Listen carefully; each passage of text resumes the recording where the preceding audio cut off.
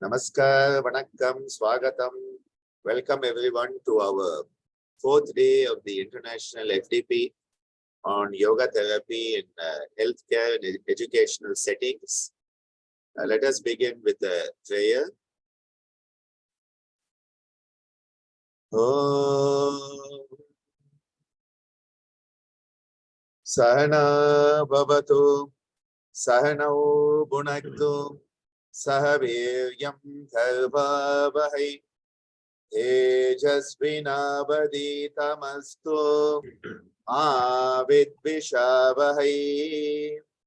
Om Shanti Shanti Shanti. Om Shri Gurubhyo Namaha. Hari Om. So, welcoming everyone to today's FDP.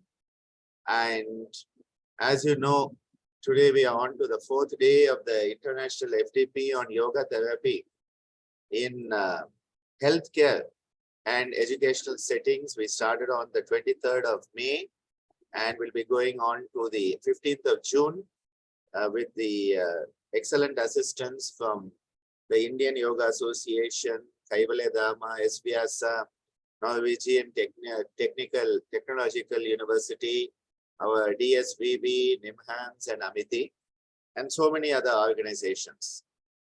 Today, we are looking forward to two very excellent sessions. The first session will be by our dear Dr. Shailendra Dubey, and he is Assistant Professor in the Department of Yogic Science and Human Consciousness, DSVV. This will be followed by a talk by Professor Ingunn Hagen, who is from the Department of Psychology, Norwegian University of Science and Technology in Norway. So to introduce Dr. Shailendra Dubey, he is currently Assistant Professor at Department of Yogic Science and Health, Human Consciousness at the Sanskriti Vishwavidyalaya. And we have had for the past decade and plus excellent collaboration with DSVV through our dear Dr. Chinmaya Pandyaji, who is one of our advisors and also having an MOU with SBV for now 6-7 years. Dr. Shailendra Dubey, he is guiding PhD scholars and also teaching the master's degree and bachelor degree programs at DSVV and coordinator of the International Relationship Office for DSVV. His PhD was in Yogic Sciences and MSc in Human Consciousness and Yogic Sciences at DSVV and has traveled extensively to Iceland, UK, China, Ireland, Ghana, Togo, etc., disseminating Indian wisdom and knowledge through our great cultural heritage of yoga spirituality. He has been a judge at the International Yoga Competition at Beijing in China, 2006. And while he was at Ghana, has had the privilege of teaching yoga to the First Lady of Ghana at the President's residence there. He has conducted many yoga and meditation workshops across UK, Ireland, Ghana, Togo for diplomats, students, and professionals. And we are talking since now, about 18 years, and successfully established departments as HOD as Namaste Wellness in Muzaffarnagar, UP, where 200 hours TTC with Yoga Alliance certification has also been organized. So with this brief introduction to Dr. Shailendra, I will pass over the stage to him. I take this occasion to once again welcome you all to this special fourth day of our FDP. Over to you, Dr. Shailendra. Namaste, Dr. Anandji, and namaste all respected members and participants. And thank you very much, Anandji, for such a nice introduction and for inviting me to your such gracious and reputed platform for today's talk. I am very thankful to you. And I want to start my today's lecture or today's talk with the Gayatri mantra chanting. So for that, we have to close our eyes and back straight. Deep breathe in. Om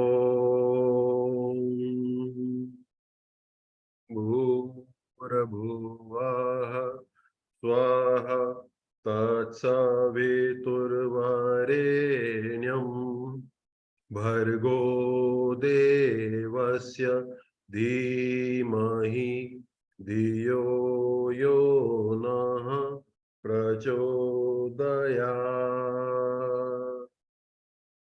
Om Shri Sadgurudev Charan Kamlebhyo Namaha.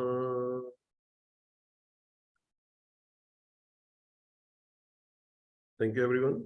So, I want to share my presentation with you all first.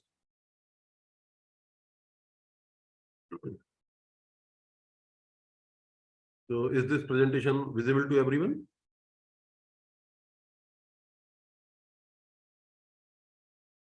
Yes, it is coming. If you can make it full screen, please. Okay, yes, I will. Is it okay now? Perfect. Okay. So, as you can see, we are here to discuss the yoga therapy in various settings, in medical settings and in teaching. So today I'm going to have a discuss with you all about the insight on what medical yoga therapy is. We'll try to explore, we'll try to understand this medical yoga therapy. So as you can see, this is a very huge in the world of modern medicine, a huge change, a huge revolution when we are incorporating various yogic interventions for the treatment of various conditions, medical conditions of the people. So, what is actually medical yoga therapy? If we need to understand this, then we have to go through various definitions, various they have given various kind of elaborations over what is medical yoga therapy. So we go for the definition given by National Institute of Health, USA. It says that the use of yogic practices for the prevention and treatment of medical conditions. And it focuses on the integration of mind and body to enhance mental health too. So this itself says very important aspect of using yoga as therapy, that it will work as prevention as well as treatment. We have two aspects. We can stop the disease appearing in our body or mind, or if we are already ill, then we can treat it also. So prevention is nowadays, very difficult in that traditional therapy system, medical system. We only go visit there when we fall ill, but it gives us that insight, that vivek, that how to keep us fit so that we may not fall ill. And it focuses on the integration of mind and body. This is also a very important aspect. Among various therapies, this aspect is missing, which is present here in this yogic therapy. When we use it in the medical settings, that you are working on the integration of your body and mind. You are aligning them, you are synchronizing them, so that there are so many diseases which are psychosomatic in nature. They also can be treated or prevented. And then it says that this form of therapy draws on yogic principles and practices, such as physical yoga postures, meditation, breathing techniques, and relaxation exercises. So whatever techniques we have in our yoga system, we incorporate all these techniques to provide the yoga therapy in medical setup. Those can be yoga postures, various asanas, various physical postures, or can be various meditation techniques, guided meditation, or other kinds of meditation. Can be pranayama, which is called breathing techniques. We can train them in different techniques of pranayama because we know various pranayama have their own different effects. So we can use as per the requirement. And then relaxation techniques. Nowadays, we all are suffering from this main problem. We never feel relaxed. We are always in a hurry. We are always in stress. We are always in anxiety. We don't know what to achieve, but we are running blindly to achieve that thing. And we are feeling exhausted. We are feeling unrelaxed. We are feeling stressed. So in yoga, we have various relaxation techniques. We have yoga nidra and other techniques. So we can incorporate them to give yoga as a therapy. So which improves both mental and physical well-being. And the other dimension I have not written here, but that is spiritual well-being also. Because nowadays, the definition of health also includes this dimension, not merely the absence of disease physically or mentally, or socially, but also our spiritual well-being. And now, when people understand this, when we give them the yogic intervention as a part of the treatment of various illness or diseases, if they in the start don't believe in the spiritual well-being, but slowly when we give them the intervention and they start understanding the value, the importance of these techniques, then they can understand also that, okay, there is another dimension which is yet unexplored, and we have to explore that dimension. That is the spiritual dimension. So it will give us a chance to give them this understanding of this spiritual dimension of their self, of their existence, which is the core, which is the cause of every kind of anand in a life, which is beyond sukh or dukh, beyond any disease or illness. So that's why we must incorporate this yoga as a therapy in our medical systems. Then coming to the next, what science says about this. So there is an American Academy of Pediatrics which recommends yoga as a safe and potentially effective therapy for children and adolescents coping with emotional, mental, physical, and behavioral health conditions. So, nowadays, if we see in this times of digital revolution, everybody, even children, are carrying their own mobile phone. They have more digital life or inactive life as compared to their active life. They are not going out to play, to interact. They are not even interacting with their families, with their parents, with their siblings. They are always busy with those apps, games, social media platforms.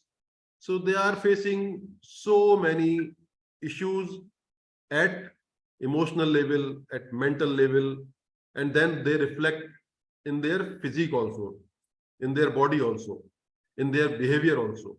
So in all those conditions, this American Academy of Pediatrics recommends yoga as a safe and potentially effective therapy. They have accepted the importance, the efficacy of yogic intervention. You can help children to learn this how to self-regulate themselves. They are becoming so aggressive, so tempted, they lose this self-regulation, self-control. So it can help them.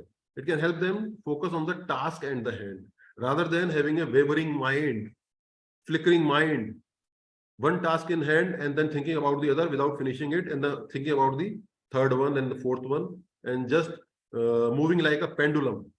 Pendulum moves here and there, but without giving any result. The effort goes useless. So these children, they are becoming like that. So it can help them to increase their focus on the task at hand and handle problems peacefully. And yoga may also improve balance, relieve tension, and increase strength when practiced regularly.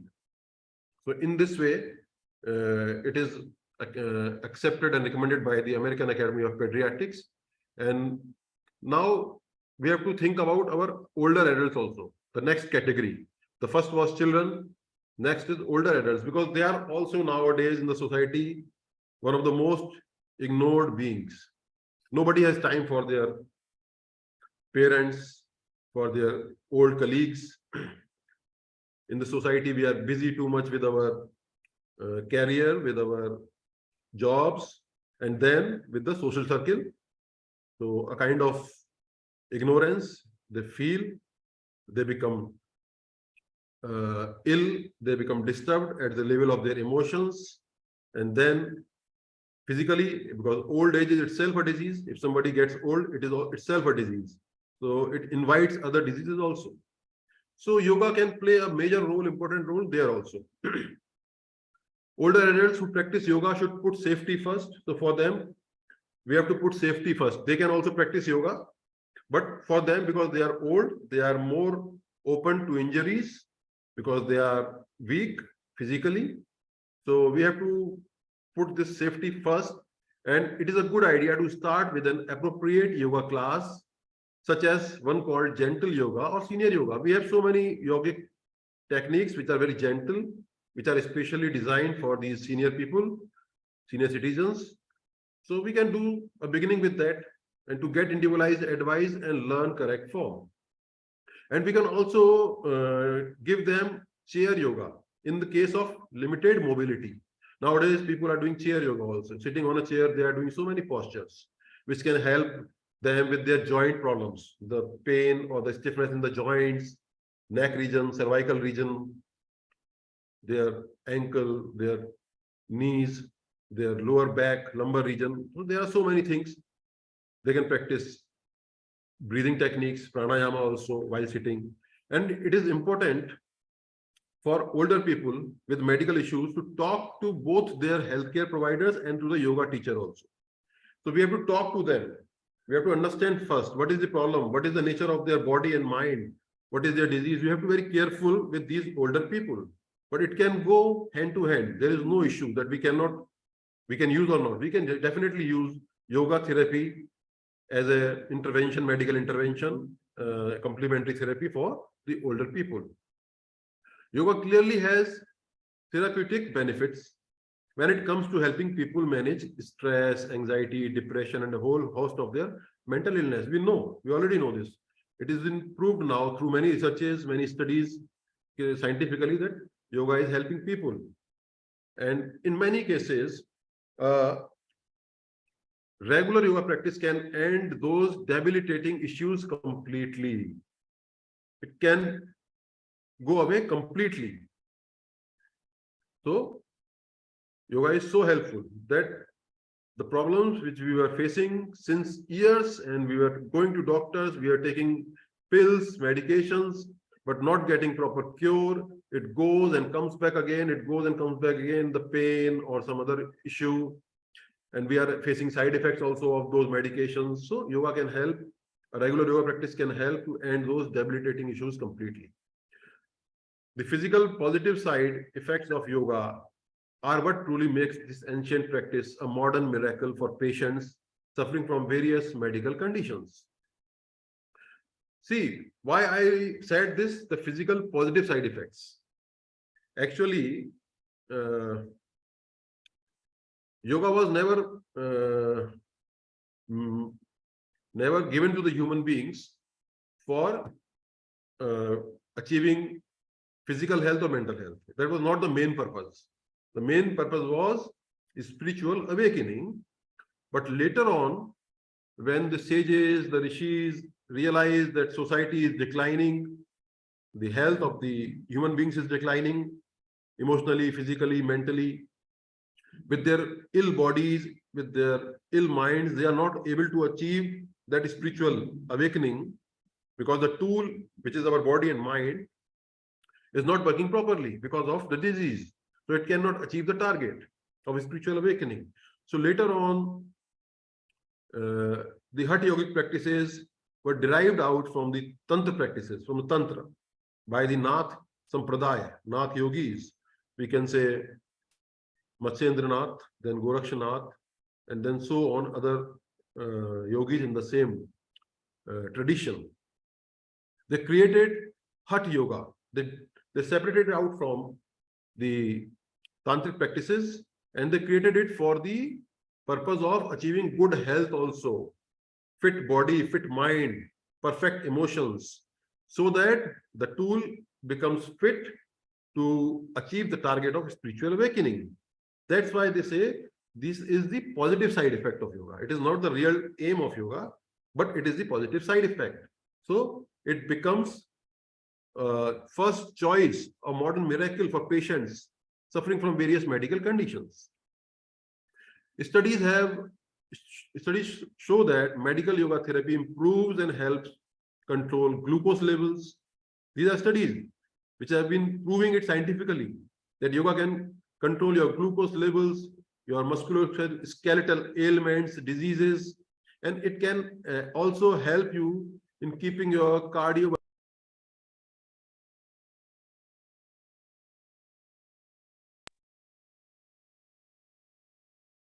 Am I audible?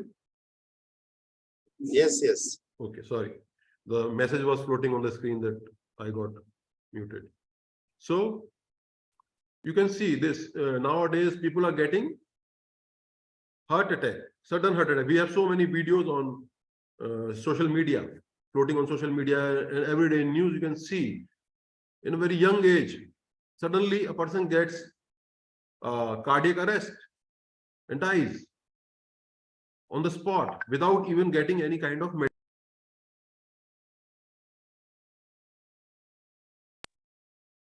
So this increases the importance of this yogic therapy or medical yogic therapy nowadays more than the before. Times are very hard because of this COVID or Corona, COVID-19. Many people have gone under medication for steroids. They took high doses of steroids. Now that is creating these side effects, these problems. So to prevent, I said prevention and treatment. We have two aspects.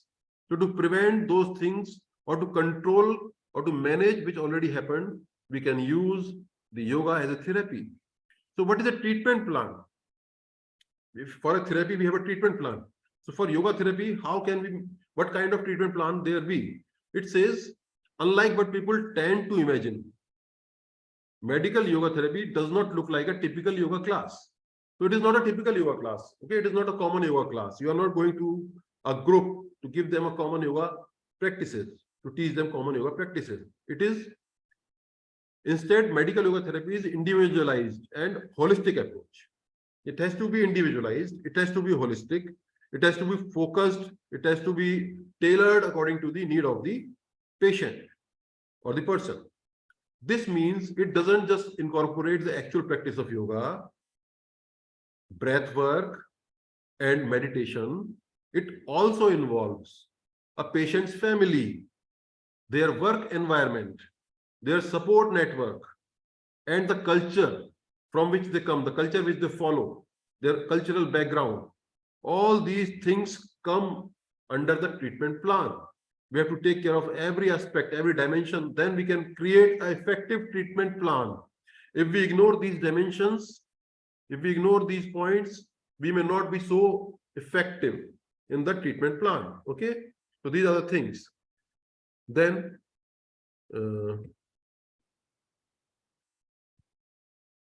trying to go to the next slide. Just wait.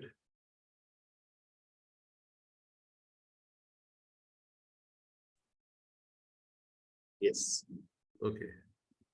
Next is yoga as medical prescription. So how yoga can go as a medical prescription? It says yoga doesn't just treat and prevent illnesses like diabetes, hypertension, menstrual disorder, heart disease, and hormonal imbalances. It helps people create a state of well-being where they can understand the underlying cause of their conditions. When they can understand it themselves, see, this is the very important part I'm going to tell now. Why yoga is more useful and important as a medical prescription. Because when they understand it themselves, the underlying cause of their conditions, they are more capable of being proactive in preventing the recurrence of their illness or the development of new ones. So yoga actually activates our Neer Sheer Viveka. Vivek is very important. The doubtless intellect, which helps us to recognize the truth and separate the truth from the Maya or the false illusion.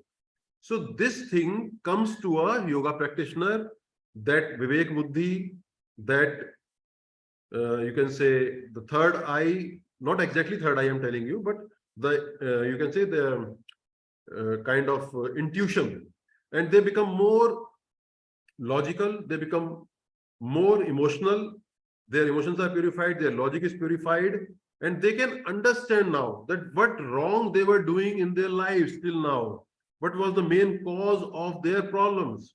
They understand those underlying cause of their conditions, that why these diseases are recurring again and again, occurring again and again. So they can become proactive in preventing those recurrences of their illnesses, and it will help them in that way also. So modern, sometimes sometimes people say that doctor doesn't want the patient. I'm not, don't take it as an offense, it is not applicable to everyone, but sometimes doctor, they want patient to come to them again and again so they can generate money from their patient. There are some like that, not all. Doctors are equivalent to God and they help everyone. So the patient himself become aware of the facts, and they can then prevent themselves from those causes which create disease in them. This will also help people avoid more intense and costly medical interventions. That's why this yoga as medical prescription is very important. Nowadays, medical facilities, medical tests, medications, medicines, doctor fees, everything is going high. That it is now out from the reach of a common man. For a country like India, especially, or the third world nations, developing nations, where everyone doesn't have the insurance, health insurance policies, so they face these problems because of the high cost of these medical interventions. They are not able to take the proper treatment. So yoga as medical prescription can help on this also. And while we are a long way from doctors, it says now we have this hope. There is a hope for the future actually. While we are a long way from doctors prescribing yoga as a medicine over pills, nowadays, though few doctors have started, and especially Ayurvedic doctors, they are doing it. But still, the allopathic doctors or other therapies, other doctors, they are not prescribing yoga as a medicine over pills. So there is a room to believe that it is a possibility in the future. We hope for this because yoga is gaining popularity, becoming scientifically more accepted by the masses, by the intellectuals, by the professionals. So we can hope that it will be going as a prescription over the pills in the near future. It has a lot of potential for that. And how medical yoga therapy works? It says there are many medical conditions. We all know, like nowadays, they are very common. Even nowadays, there is no age bar for these medical conditions. They can happen to even to a person in a very early age, at childhood also, and to the other grown adults, it is generally happening. So these are diabetes, hypertension, heart diseases, arthritis, etc. And that are improved by a consistent yoga practice. So yoga practice can help improving these conditions. But the above illnesses are especially receptive to medical yoga therapy. See, these are especially receptive to medical yoga therapy, but still yoga has an important role to play here, and yoga is proven to improve these conditions also. And yoga practice balances the autonomic nervous system by stimulating the parasympathetic nervous system. So yoga practices are now known, they are proven that they activate the parasympathetic nervous system, they stimulate the system, and then they they relax the person, they release the stress, release the tension, improves the functioning of the organs in the body. So a person feels fit, healthy, energized at physical, mental, and emotional levels. It says throughout your day, your body is responding to the outside stimuli. We all know this because we are receiving stimuli from the external world, and our body is responding to that. Our experiences, they are giving us that stimuli. Whether we realize it or not, it is happening to everyone, all of us. Stress. So the stress is one of the reasons for that. Not so healthy diet. We are not taking healthy diet. We are going for the burgers, pizza, or fast food, other things like that, which are unhealthy. And we are facing various pain in our life. That can be a physical pain, an injury or something, or can be a mental pain, can be a stress, or can be emotional. If somebody hurts us, we have some emotional trauma or anything happening in our family or society. So all these things, then disease, illness. So these all things stimulate the sympathetic nervous system. Our sympathetic nervous system becomes active. And when it becomes active, our flight or fight mode activates. The secretion of adrenaline, secretion of cortisol, these hormones increase in the body and they give us a stress. And so your body has to protect itself against all the bad things it encounters. So this is the reason to activate the parasympathetic nervous system, the healing, the soothing nervous system. We have to practice, we have to prescribe this yoga as therapy. Then, when one practices yoga, the parasympathetic nervous system, the rest and digest mode activates, not the fight and flight mode. It is the resting and the digesting mode. It lowers the blood pressure, it releases endorphins, it releases happy hormones, blood vessels dilate, which means better circulation, more nutrients to your organs. You feel healthy, energetic, active, positive. So here are some other benefits also. What are the other benefits? Increased levels of melatonin. These are the naturally occurring chemicals in our body that improves our sleep quality. We get sound sleep, deep sleep, and when we get up from the sleep, we feel energized, rejuvenated, and relaxed. So, coming to the next one, increased levels of oxytocin.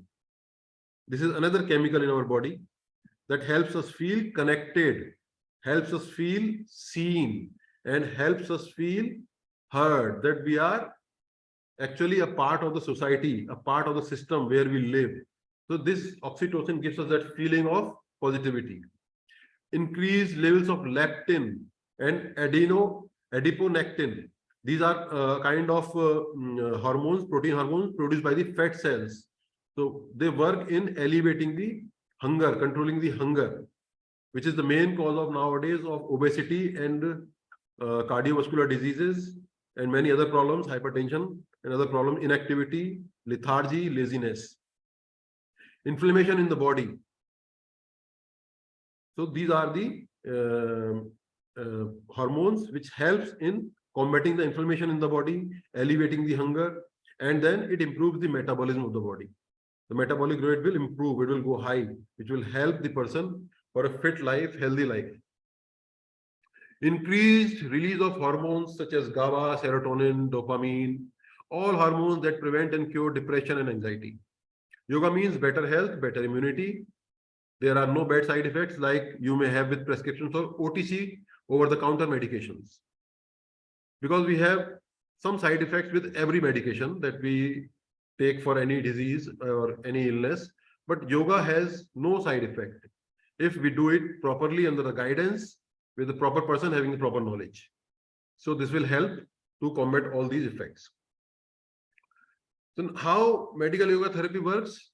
According to the National Institute of Health, studies shown that regular yoga practice stabilizes and even lengthens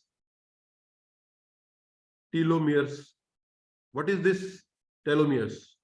It stabilizes them, it lengthens them. So what are those? They are very important. Actually, these are small repetitive chromosomal sequences and they are found at the end of the chromosomes. And they protect, actually, they are protectors. They protect the chromosomes from dying. And it has been proved, the studies have shown that regular yoga practice stabilizes them and even sometimes lengthens them. So they prevent cell death. They prevent cell death, and the older we get, the shorter the telomeres get. So anti-aging, it can even reverse the aging process. You become more young, more active with the help of yoga. And this process is one. When these telomeres, they die, so what is the reason of, it becomes the reason of some other diseases also, such as Alzheimer's, dementia, cancer, muscular degeneration, cardiovascular diseases, and strokes. So that's why it is very helpful. Yoga, regular yoga practice is very helpful. Now we can have different types of medical yoga therapy. We can divide it into various types. We can divide medical yoga for the purpose of flexibility, to improve the flexibility. Some people come, they say their body has become stiff, their joints are stiff, and joints become less mobile. So they can have the medical yoga. We can design the therapy according to the need. We can give it for flexibility. We can give it for strength training. When their muscles become weak, they lose their strength. So they can be trained for the strength training, and medical yoga for relaxation. When somebody feels stressed, somebody feels anxiety, lack of sleep, insomnia, so many things. So relaxation will help them. And then medical yoga for mental health conditions, medical yoga for pregnancy, pre and postnatal yoga, and then medical yoga for various pain. Either it can be physical due to some injury or some other medical condition, or after some, when some kind of surgeries, after surgeries, when we are in recovery mode, we need some kind of yoga practice which helps us in better recovery. So it can help with coping up with the pain. Then some techniques for yoga therapy. What are the techniques for yoga therapy? Medical yoga therapy. So these techniques are asanas. We call them asanas or postures, movement exercises. We can choose from them. Breathing practices, pranayamas. There are various kinds of pranayamas. There are various techniques described in our yogic text, and with their different outcomes, with their different results. So according to the need, we can do that. Then different meditation practices, mindfulness exercises, relaxation exercises, and also the philosophy of yoga and other spiritual texts, reading them and then contemplating over them, thinking over them, and then kind of absorbing the teachings from them and applying them in our day-to-day life. This can help us in so many ways. Then techniques, coming to the next part of this, the treatment plan and techniques used in medical yoga therapy can vary based on our age, physical ability, and unique needs. So furthermore, all the exercises and postures employed in medical yoga therapy are designed to maximize the synchronicity of mind and body functioning. For example, the therapist will explain the importance and the value that each exercise and yoga pose could have in elevating your concern. So this is the duty or the expertise of the therapist. How expert he is, how perfect he is, how sound his knowledge and experience is. He is going to explain the importance and the value that each exercise and yoga pose could have in elevating your concern, thereby creating a bridge between the practice and its cognitive framework.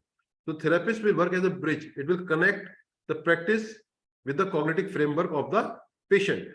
He will become more receptible towards that practice. So for a person experiencing anxiety, for instance, the therapist will guide them through poses like child pose and tree pose and other practices which can relax, and explain how the poses help relieve anxiety. Cobra pose or some other techniques of yoga nidra or some other techniques in yoga. So they can teach them, explain them, and guide them.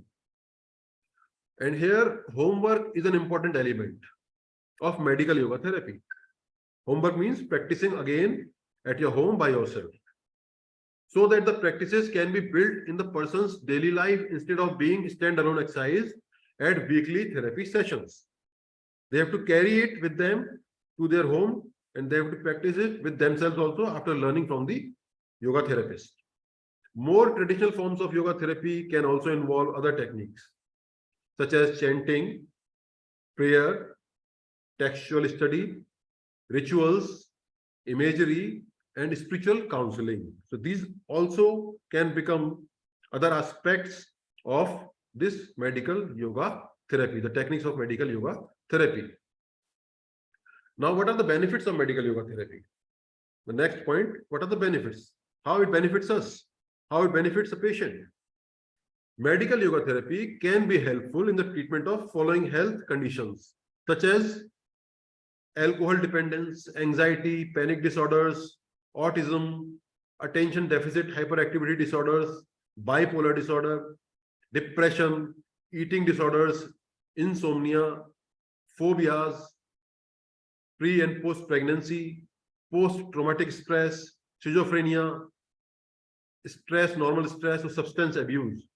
So in all these conditions, yoga therapy can be helpful and effective.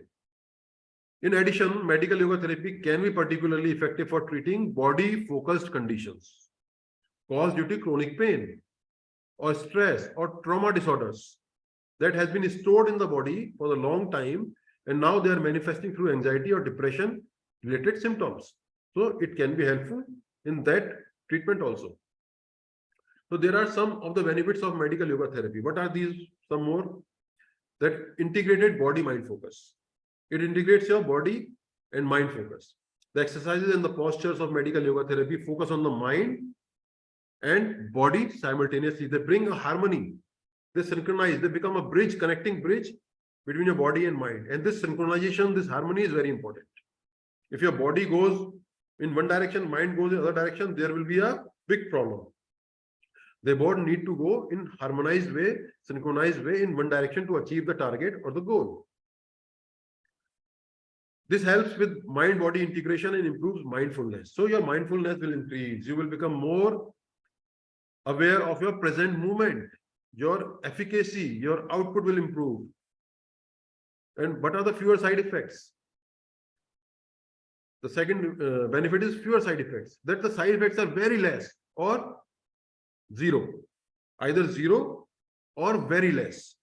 So medication to treat mental health conditions can have side effects, because nowadays we know people take medication for their anxiety, for their other mental problems, insomnia. So they bring weight gain side effects, other metabolic complications that can lead to an increased risk of heart disease also. So by contrast, this medical yoga therapy has very few side effects or zero side effects. And physical health benefits. It has physical health benefits also. In addition to helping with mental health conditions, medical yoga therapy can also improve physical fitness and increase strength, balance, and flexibility. It can also help with physical health conditions such as pain, blood pressure, heart disease. I have repeated this before also, I'm just repeating it again, or diabetes, obesity, and arthritis. A major benefit of medical yoga therapy is that it appeals to those who might not be ready for traditional therapy. This is one of the major benefits. It can also appeal to those who are becoming now aware of the side effects of the traditional therapies. It can appeal them, it can attract them, and those who might find more meaningful results through the mind-body integrative focus. Those who believe in this, so it can appeal them, it can attract them. So is medical yoga therapy effective? Yes, yoga therapy does not have as much empirical evidence of its efficacy due to limited randomized controlled trials relative to more established forms of therapy. We accept this, that still there is a need of more study as compared to other forms of therapy. However, there is a growing body of research which demonstrates that the yoga therapy may offer benefits. Now, researches are going on since last few years, and they are going in this direction, and they are proving the efficacy of this research, of this therapy, that is effective. For instance, A 2021 study found that yoga can help treat conditions like anxiety, depression, bipolar disorder, post-traumatic stress disorder or alcohol dependence and schizophrenia, etc. A 211 study found that yoga could be a complementary form of therapy for mental health illnesses with fewer side effects than medication. So these studies shows that yes, it is positive, it is effective. So the effectiveness of yoga is still being studied, though it is still being studied, but the preliminary results are very positive, very hopeful. There have been a number of studies that suggest yoga may be helpful for conditions like a number of studies that suggest yoga may be helpful for conditions like anxiety, depression, and chronic pain. Now, more research is needed to confirm these findings, but the early evidence looks promising. So what are the limitations? There are some limitations also which are attached with this yoga therapy. We have to actually understand those limitations also, and we have to take care of those limitations while giving these yogic interventions. What are these? That it is not a miracle cure for all problems. We have to understand the fact. Sometimes I see some over-enthusiastic yoga therapists or yoga practitioners, yoga teachers. They become so over-enthusiastic that they don't accept the real fact and they say, yes, yes, yoga is a treatment for everything, for everything. So we have to stop boasting this, and we have to first accept this by ourselves, that it is not a miracle cure for all problems. It has a limitation. Especially it is not for emergency purposes. If somebody has emergency, they must seek the traditional medical system. Consult a doctor where is a doubt. Doctor is always important. We are not giving less important to doctors while promoting this yoga therapy or yoga as a therapy. Each patient is different. We have to tailor a package. We have to give a different prescription according to the need, according to the problem of the patient. They have different bodies, different minds. They have different backgrounds. So we have to be aware of all those things. It can be time consuming. So we have to be patient also. Okay. We cannot be like impatient. Oh, why results are not coming? Why results are not coming? In some cases, it can take time and may be dangerous if not done properly. We have to take care of the medical history of the patients also. What can they do? What they cannot do? What practices are for them? So we have to take care of, otherwise they can have severe problems with this yoga therapy, and then they start blaming the yoga, which is not the true fact. Actually, it is the fault of the therapist. So we have to take care of that also. Not all yoga postures are suitable for everyone. So we have to take care of this fact also, that there are some limitations. Some are old people, some are less mobile, some are very sick, very weak. So slowly, when they will become strong with the gentle yoga practices, then they can go for the next advanced levels of the practices. Things to consider. An important consideration is to find a therapist who has adequate training and credentials. This is a very important thing. Yoga therapy cannot be given by a yoga person who takes 15 days, 1 month training, a certificate, or 6 month certificate, and says, I am a perfect trainer now. Actually, it is a time-taking process to become a yoga therapist. So we must consider to find a therapist who has adequate training and credentials. You would want to ensure that your therapist is a certified yoga therapist or has comparable training at a reputable training program or training center or training institute or university. Next is, because yoga therapy is quite green, there is some variability in training also. For instance, yoga therapists often begin as psychotherapists, psychologists, physical therapists, or yoga instructors and supplement their work by integrating other elements into their practice. They can add up other things. They can take the trainings of other therapies. They can take certificate courses. They can go for diploma courses. They can keep on adding their qualities and make certain that you are working with someone you trust. Very important point. You are working with someone that you trust and can form a strong therapeutic alliance, a bond with whose work you believe in. Your faith is must needed in your yoga therapist. So yoga therapist must take care of this point, that the patient must have a faith in them. their personality, their knowledge, their experience must reflect in that way so that they can gain the confidence of their patients. Then how to get started? If you would like to explore medical yoga therapy, you can look for a certified yoga therapist near you, as I told before. And then medical yoga therapy is typically used as an adjunct therapy in addition to other forms of therapy. So if you are currently seeing a therapist, it may be worth consulting them about whether or not yoga therapy can be helpful to you and discussing how it would work in parallel with your current form of therapy. So that is also the duty of the patient and the yoga therapist to consult the doctor with whom you are already going for a therapy. If already you are going for a therapy, then parallelly can you run the yoga therapy? What are the limitations for that? You must take care of everything. And then it is important to note that you can participate in yoga therapy regardless of your age. You can participate in it regardless of your age. For every age, we have various practices which suits them. Flexibility and strength. For different flexibility, different strength. We have everything. Sessions can be simple or advanced, depending on your abilities and needs. So it is not a kind of matter of shy that why my session going so simple. You can keep it simple also according to your need, and you can keep it advanced also according to the abilities or the needs of the situation. Now, what are the various steps of this medical yoga therapy? The use of yoga to gain a sense of power. See, this is the first step. That is to develop muscular power. We use yoga to get muscular power, to strengthen the muscles, the power to concentrate, the power to do difficult postures, the ability to work over and extend the period of time, etc. So this is called Shakti Krama. So we can do yoga therapy as a Shakti Krama. This is called Shakti Krama, the application of Shakti Krama to increase the Shakti, the strength. The second one is Chikitsa Krama. What is Chikitsa Krama? The use of yoga to heal specific problems, such as eliminating impurities in the organs or the doshas, okay? Detoxifying the body, the energy centers, the chakras, and the channels of the nadis. So this is called Chikitsa Krama.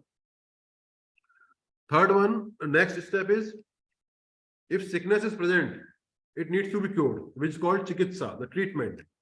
If sickness is not present, then protection is necessary. This is called Rakshan. In the beginning, I told prevention and treatment. So Chikitsa is treatment. If sickness is there, it needs to be cured. But if sickness is not present, then protection is necessary, which is called prevention or Rakshan. And the third one is, if sickness is not present and one has learned how to protect oneself, then the training is necessary. You have to train yourself, you have to train others, and we have to keep practicing that. It is called training or Sikshan, the training aspect, the Sikshan aspect.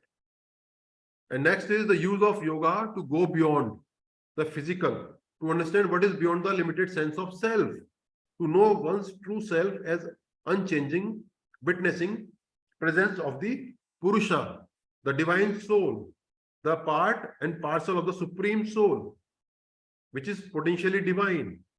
So one has to actually explore this spiritual dimension also when one goes through the process of yoga therapy. Then yoga must, in the last, after giving them freedom from their diseases, must give them this wisdom also, this ability also, that they try to explore their real self, the real Purush. And this is called the application of Adhyatmik Krama, spiritual part of this yoga therapy, Adhyatmik Krama.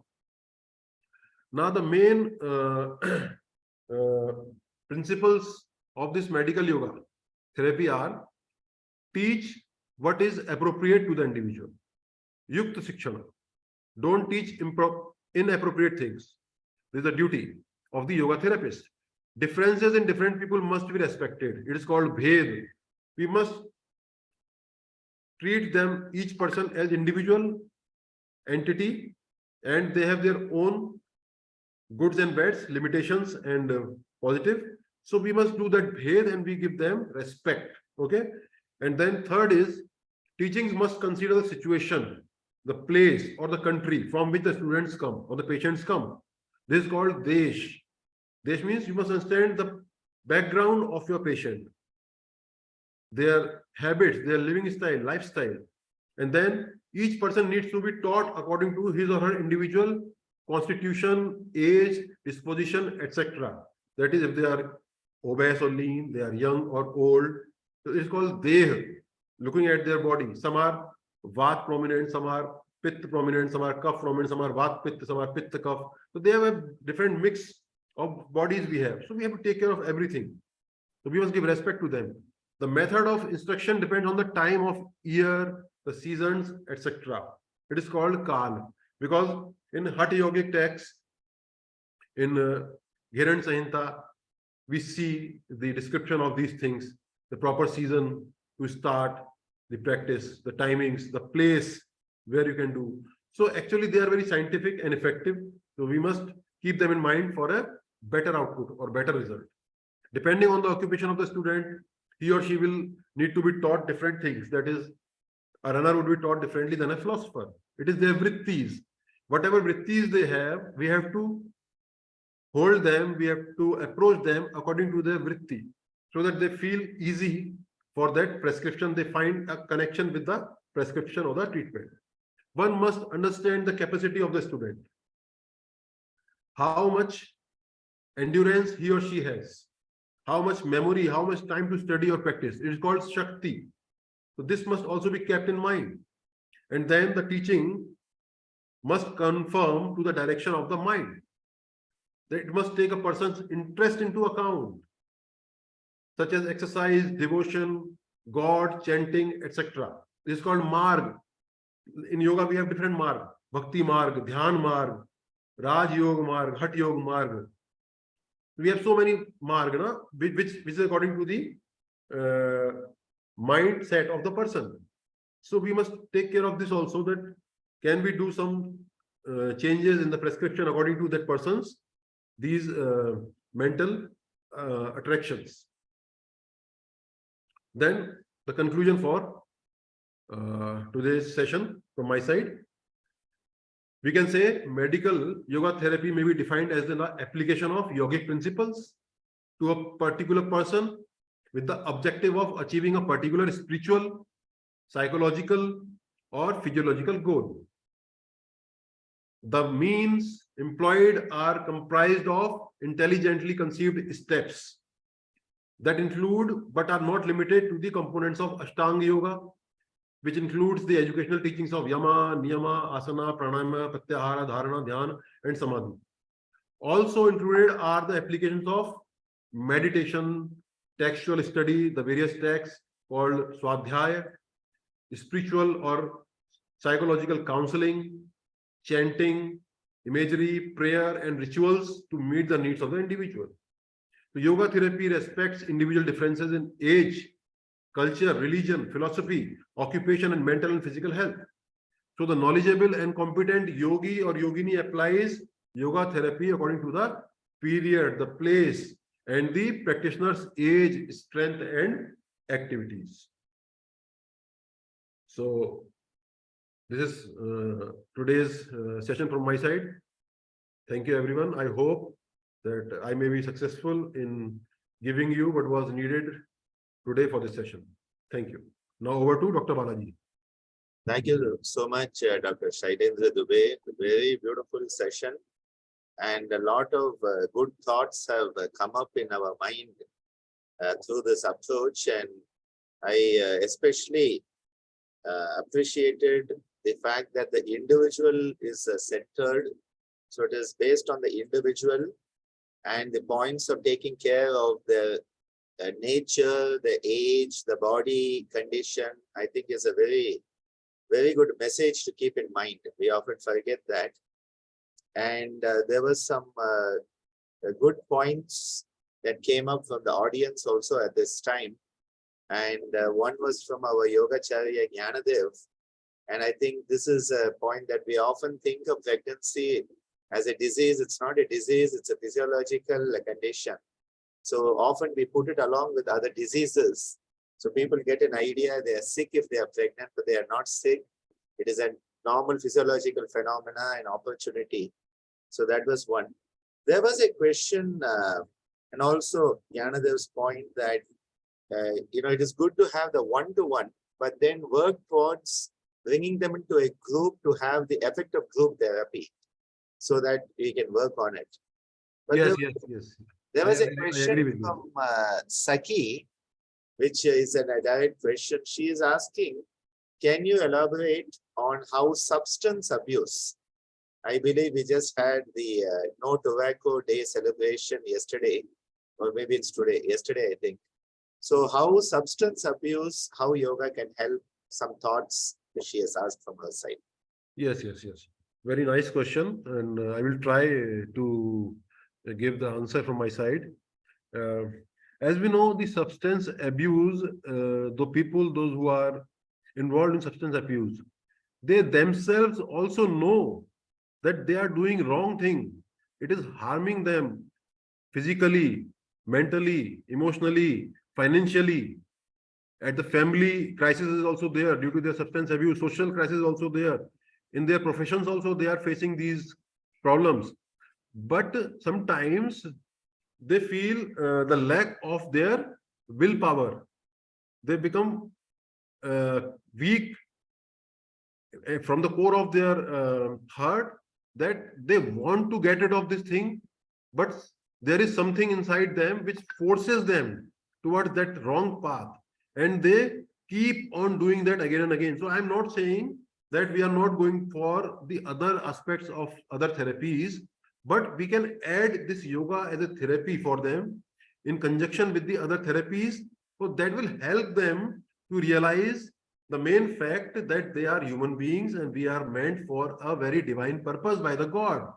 And we are not going to finish this life, this body, these potentials which we have in us, divine potentials, just after doing these kind of substance abuse or alcohol or other things. So they understand, and they can practice other chantings or relaxation techniques so that they can increase their willpower. They can awaken their hidden willpower, and then they can use that willpower to get rid of, because willpower is the important thing. See, after every medication, you need willpower. If you don't have willpower, every medication will fail. So that willpower, when you study spiritual text, you realize what that text says. You go for swadhyaya or satsang, you sit with the enlightened people, you study or listen to them, then you will realize who you are actually and what kind of animal instincts you are doing, involved in those animal instincts. So you have to become a divine being. Instead of an animal being, you have to go first become a human being and then go up one more stage and become a divine being. So this understanding, this insight will come to them after adopting yoga as a therapy. And in that way, it will help them. This, I think. I really appreciate your approach there. That not just talking about this asana or that pranayama, but the whole of yoga as a spiritual therapy. And I think that is very important to help the person to connect to their own spirit. There's also a question from Ananya on how this can help for people who have high blood pressure.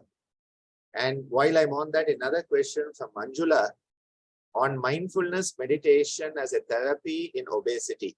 So if you want to just approach both of those questions together, it would be nice. Definitely, Dr. Balaji, definitely. So, yes, questions are very nice. I really appreciate the questions. Now I will try to explain them as per my understanding, whatever I have till now. So, see, mindfulness is very important thing, very important. It makes you available in your present moment. There is a Hindi शेर or poem, I will recite 2 lines. It says, Bhoot Shandar tha, Bhavishya bhi mahan hai. Bhoot means the past was glorious, and the future is also great. Bhavishya Shandar, Bhoot Shandar tha, Bhavishya bhi mahan hai. संभाल ले उसको जो तेरा वर्तमान है. So you have to take care of your present. The past was glorious, the future is going to be great. You just focus, be mindful on your present, handle it properly, make out maximum of it, because it is the only thing that we have in our hands. We can't go in future and we cannot go and correct the past. But generally, human beings, this is the most sad thing, that we are always either involved in worrying the future. Oh, this may happen, this may not happen. How can we stop this or that? Or we repent for the past mistakes. Oh, we should have not done this before, so we should not have faced this like this. So stop this, become mindful. So you see, for obesity, stress and anxiety is a very big cause. And when the people become stressed, they feel relaxation in eating, overeating, and that makes them feel relaxed, and then they feel that they are getting relaxed, and that triggers the obesity in them. So mindfulness can help them in understanding this fact, that don't get stressed for those past things and don't get anxiety for the future things. Be focused on your present, make maximum of it, do your best, and leave on God whatever is rest. Okay, leave the rest on God. So whatever results will come to you will be good for you as per the divine. So then you see the anxiety will go, the tension will go, and other yogic postures, practices, asana, pranayam, cleansing, detoxing, they also help in obesity. So the metabolism will increase, the metabolic rate will increase, the hunger will be under control, the mind will be relaxed, so they can be at a relaxed state and they can treat their problem. And sorry, sir, I forgot the first question. What was the first part of the question? It was about hypertension. So hypertension is, yeah, that also comes under this thing, because hypertension has sometimes genetical reasons, sometimes because of our stress, anxiety, eating habits. So all these things come together, and yoga is now actually found where people are finding effective for correcting genetical problems also. I have seen so many studies which say that if you have some genetical problem, it can manage them also very beautifully. And some claim that it can even correct the problem in your gene or chromosome and can create it much better, which can, so it cannot pass to the future generations. That also yoga is capable of doing. Thank you. Thank you so much, Dr. Shailendra Dubey ji, for that beautiful exposition and wonderful answers. Because as I said, most people limit to the asana pranayama, and at most they may suggest some meditation. But the approach you have suggested is I would say a humanistic, spiritualistic approach, where helping the person connect more to the spirit, find that sukham within themselves. Because when you have sukham within yourself, the dukkha will automatically go away. So you have given a very beautiful exposition. We thank you so much for your presence and exposition today. We hope to have you with many more sessions in the future. And I am going to go over to Norway right now. So we are switching over from Pondicherry to Haridwar to Norway today. Quite a journey we have going on, where we have with us our dear Ingunn. And it's always a pleasure to have Ingunn with us, because she is one of the most committed people I know. She is so committed that she will be there whatever the time of the session, wherever it is. And that learning attitude, an attitude of being a learner. They say we should have a learner's attitude. She is a role model of that, and always a good word for people, always supporting us. So I would like to give a brief introduction officially to our dear Professor Ingunn Hagen. She is a professor in psychology in the Department of Psychology, NTNU, Norway. And I must say, thanks to her, we now at SBV have a memorandum of understanding with the NTNU, which we value highly. Her research interests include yoga, mental health and well-being, media mastery, role of digital media in children and young people's lives, internet-related risks, audience reception studies, political communication, and children and consumption. And she has led many research projects on the way people experience yoga. has presented at several international yoga conferences, published in many journals internationally. And she is a long-term yoga practitioner.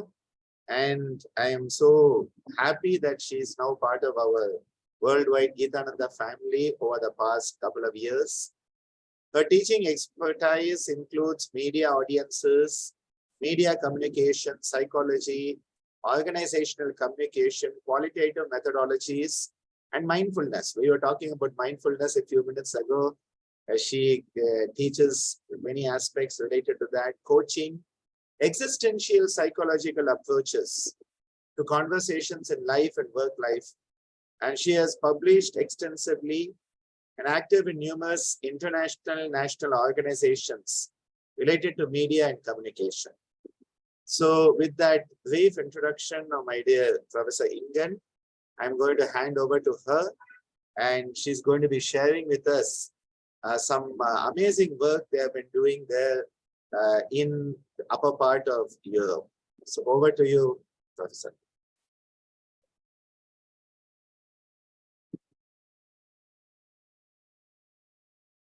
Now we can see your screen, but not yet full. Yes, I think it's going to come. Perfect. Now it's perfect. Yeah.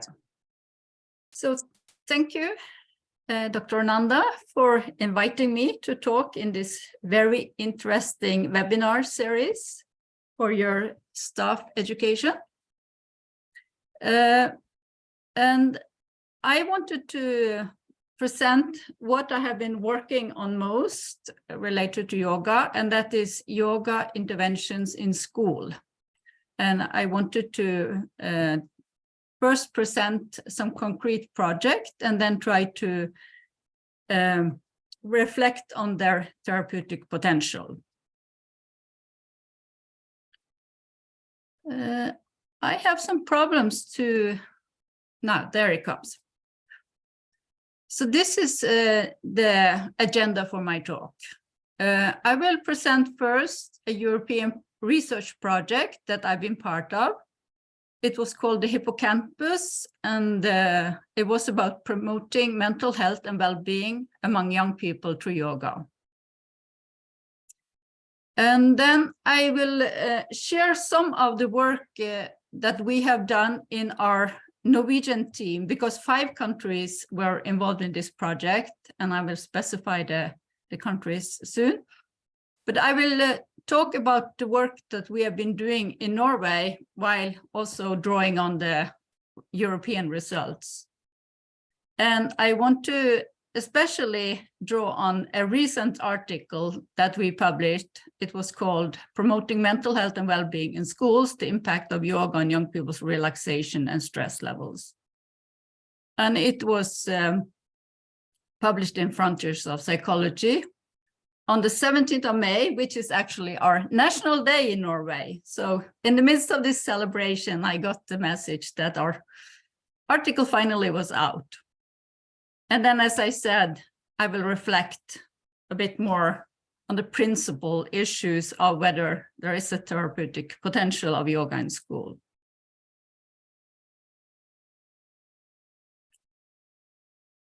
So the Hippocampus project.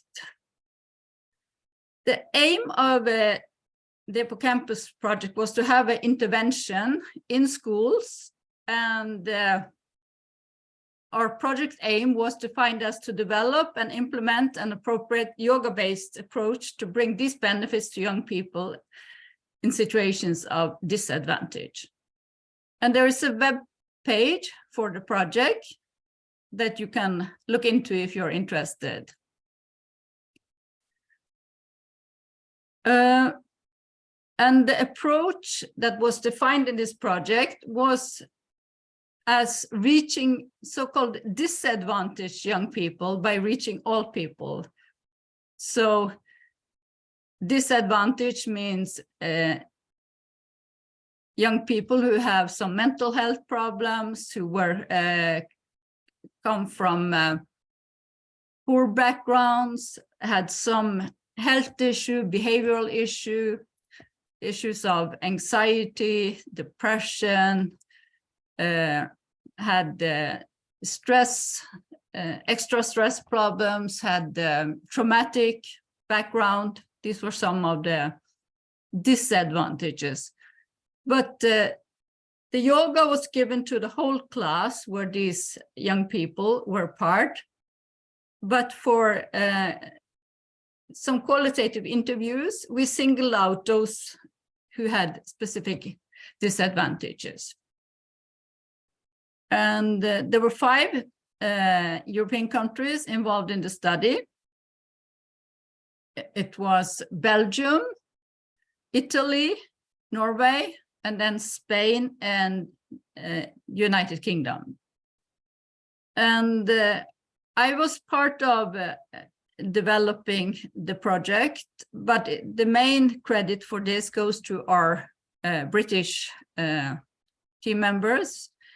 Nick Kearney was the main person putting the project proposal into writing.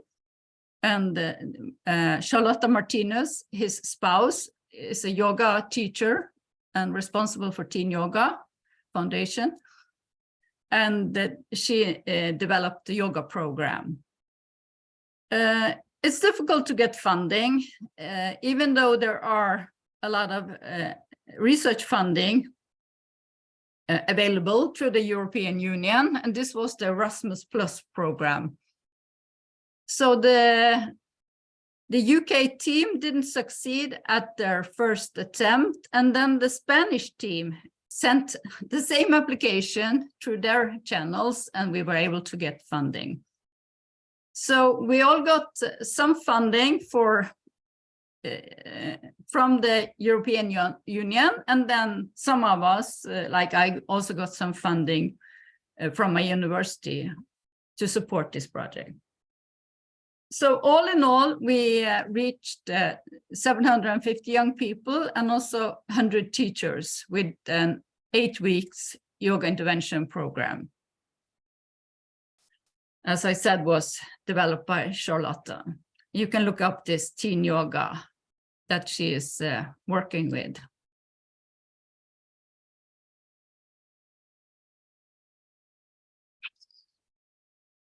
We had a mixed method research design that meant that we were using both quantitative and qualitative methodologies. So we were having a pre and post survey to the young people and also to the teachers. And we distributed this online mainly, but also in paper versions. And as I said, we focused especially on the disadvantaged youth in our qualitative interviews, which were semi-structured interviews, where you have like a list of questions or themes that you want to address. In our case, it was questions, but then you probe a lot into what people are saying. So if they tell you something, you ask them to tell you more, or you ask them to explain what they meant or to be concrete, if possible. We also wanted to have something that we called logs or diaries, where the young people themselves could write about their experiences. This was intended to be in all of the countries, but and we talked a lot about it, but it turned out in the end that only Norway went through with the logs.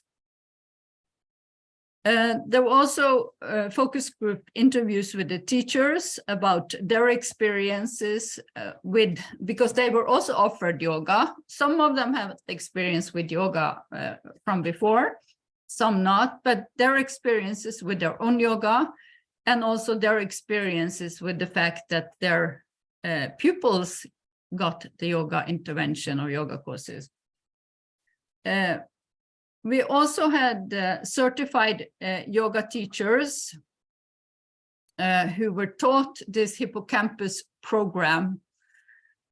We intended to have one yoga teacher, but it turned out that we had to fit really into the schedule of the schools. So it was at very different hours, and it also we wanted to recruit from one school, but we ended up having from several schools. And so we all in all had 7 yoga teachers to make them fit into the school schedules and needs.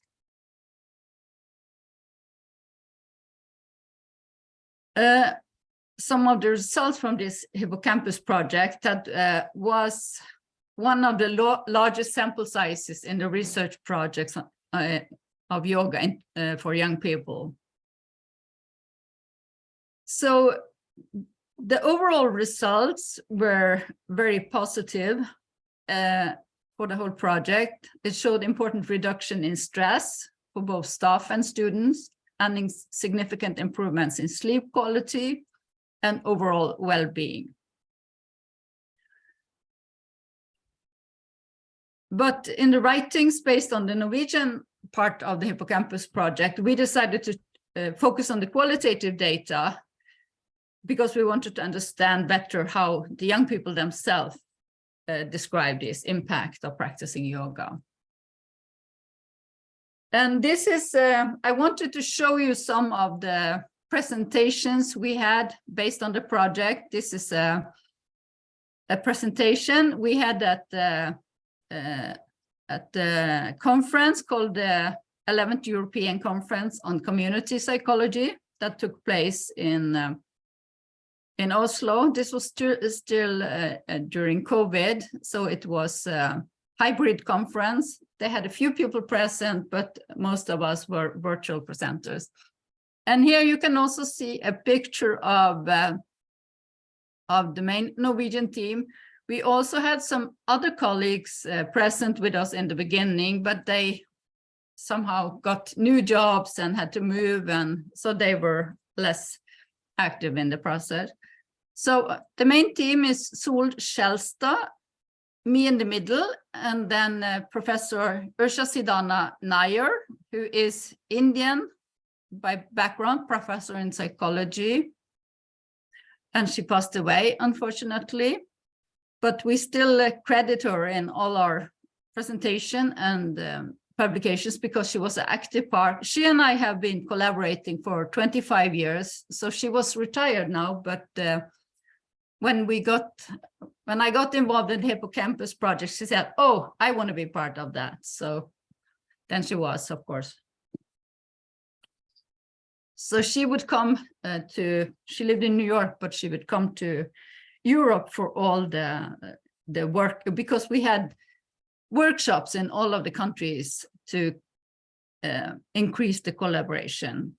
This presentation we had at the Community Psychology Conference. We talked about yoga in school as a tool for promoting young people's mental health, well-being, and life mastery.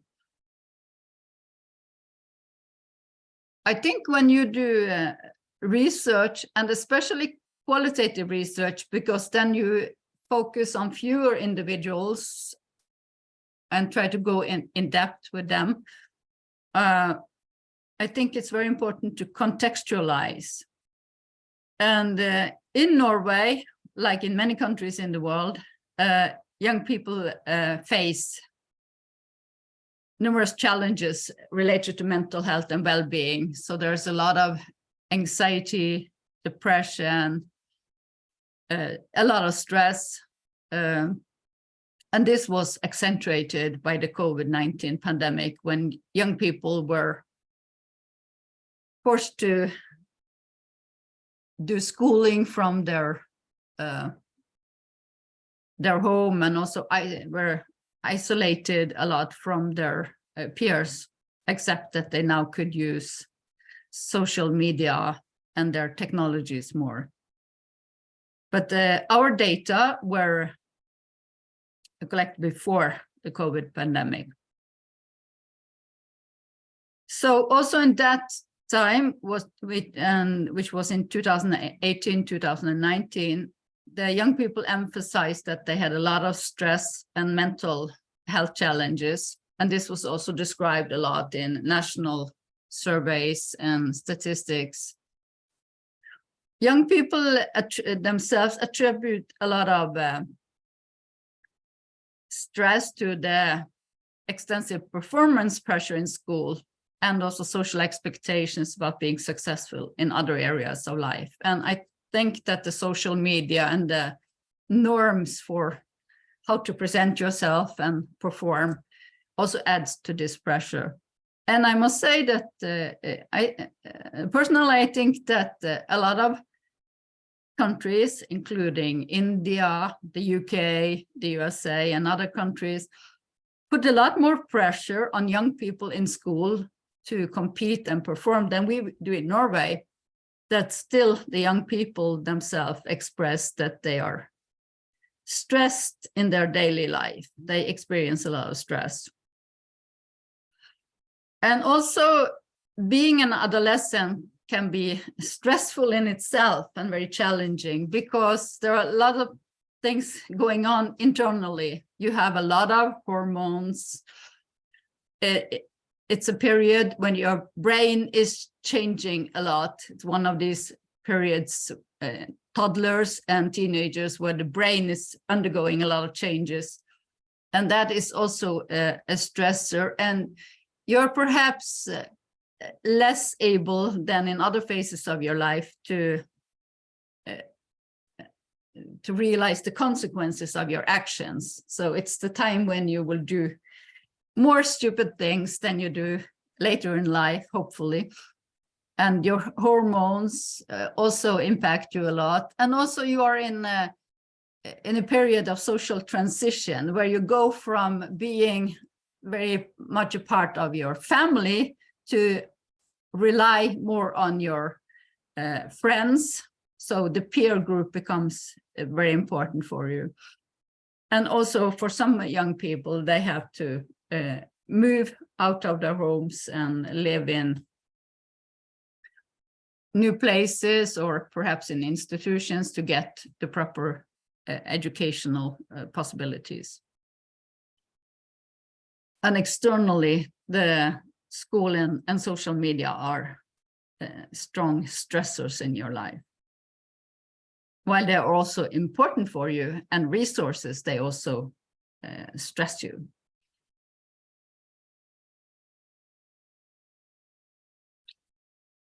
So how can yoga contribute to this mental health and well-being? And this is something that we have presented at conferences and also in our writings, but I think in this group, it's almost something I don't have to say, but as you know, one of the most quoted definitions of yoga chitti vritti nirodha, that has many translations, but basically, as I understand it, it is about the modulations, the whirlpool, the fluctuations of your mind is quieted by yoga. So you become a more calm person mentally by practicing yoga. I also want to mention one of the definitions of yoga by Swami Gitananda, or Swamiji as we call him in the Gitananda tradition, where yoga can be defined as a process of conscious evolution and a fourfold awareness, where people increase their awareness of their body, their mind, and emotions, and also develop a kind of meta-awareness, which starts by realizing that they're not aware, which is credited to Dr. Gitananda's wife, Ammaji. And as my former speaker, Shailendra Dubey, also emphasized, yoga has a great impact on the autonomic nervous system.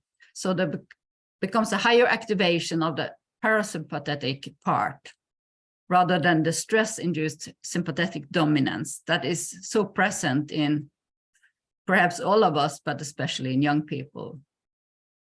So for that reason, it may reduce the stress and mental health challenges for the young generation. That was one of the anticipations in our project. And in our project proposal, we even talked about yoga as a potential well-being technology for that reason.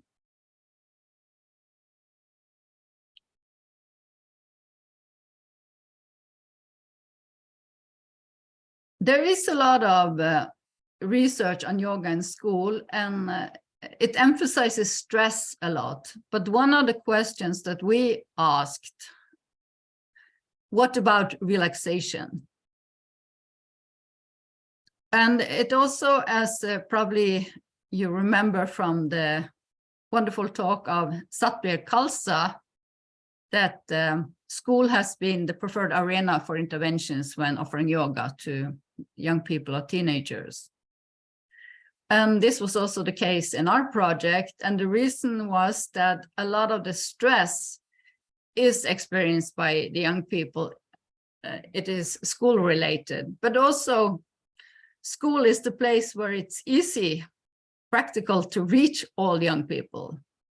So you're not only reaching those who are highly motivated for trying yoga, but you're reaching all young people. And I have a citation by Satvir Khalsa. Perhaps you cannot see the book front that I show you, which was also mentioned by Satvir Khalsa, Best Practices for Yoga in School.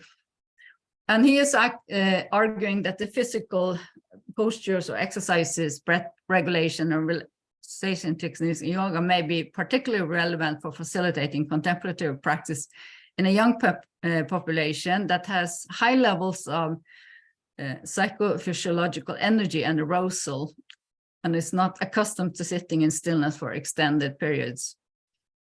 And I think one has to see this citation on the background that in the US, mindfulness is a very huge and popular wave, and more popular in school than yoga. So when they talk about mindfulness, it's more based on the Buddhist lineage, and a small credit to India or yoga, but it's not seen as part of yoga, but as something. So they would more teach young people to meditate or be mindful. So that's what he's arguing about in the context of. But anyway, he's saying there is a compelling rationale for the implementation of yoga in school settings. And this yoga in school settings is, of course, related to the fact also that yoga has become increasingly popular in recent decades. And that is the case in Norway and all over the world. So there's, with the increasing popularity of yoga, there has been increasing interest in doing research on yoga. And those doing research on yoga, and especially among young people, they claim that yoga needs to be part of a school. And there's also a great interest for that in Norway. Last week, I was part of a meeting with yoga teachers in Norway. There's a lot of yoga teachers in Norway now. About 100 was part of this organization for yoga researchers and for yoga teachers. And when they heard about my research, they were very enthusiastic, because they are now working hard on a strategy to get yoga into school, not from a research interest, but from their own enthusiasm or understanding of yoga. They want to reach young people in Norwegian school.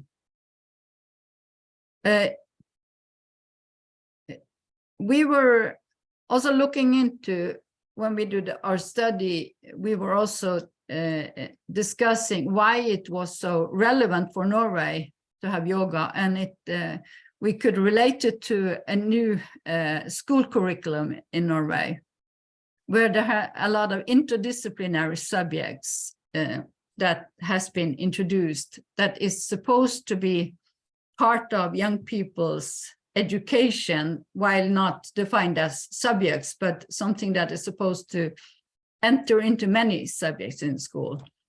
And two of those interdisciplinary subjects or themes are, one is called life mastery and the other is public health.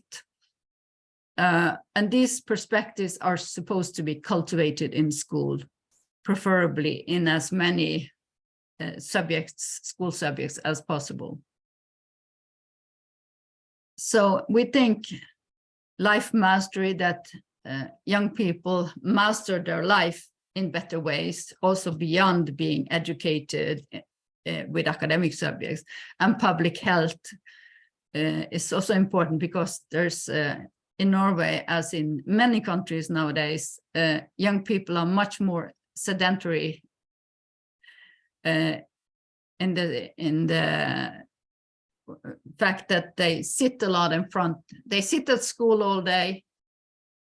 Then when they get home, they sit in front of their computers or with their mobile phones or in front of their television. So there's not that much active lives, at least compared to earlier. Young people and children also would be more physically active. There's still a small group of people who have a talent for sports, who are part of organized activities and sports, but for the majority, it's a more sedentary life than before.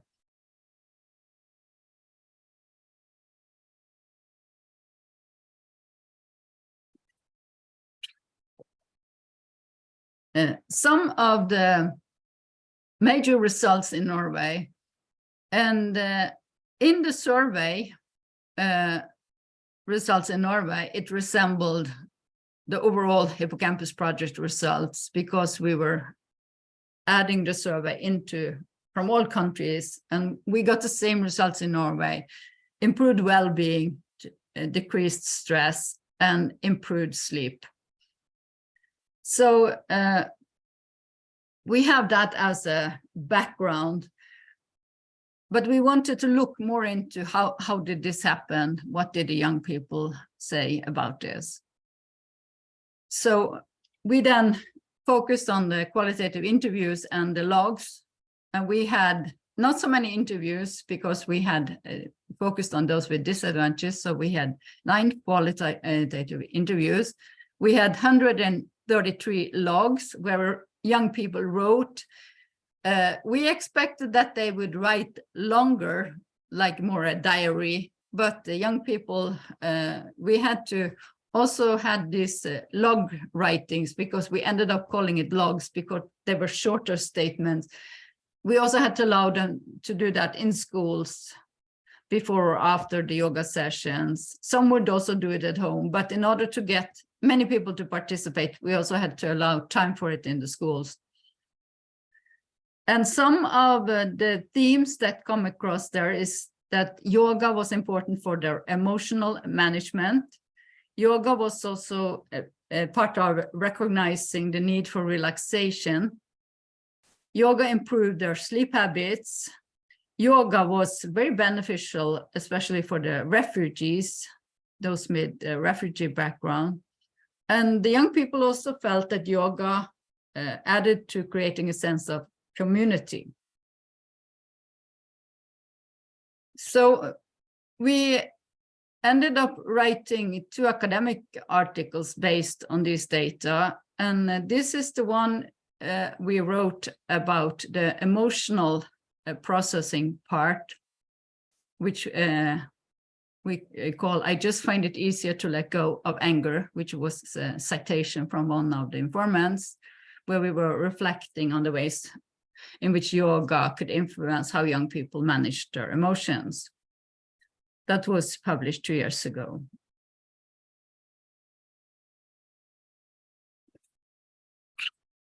So here are some examples of this emotional management, as we call it.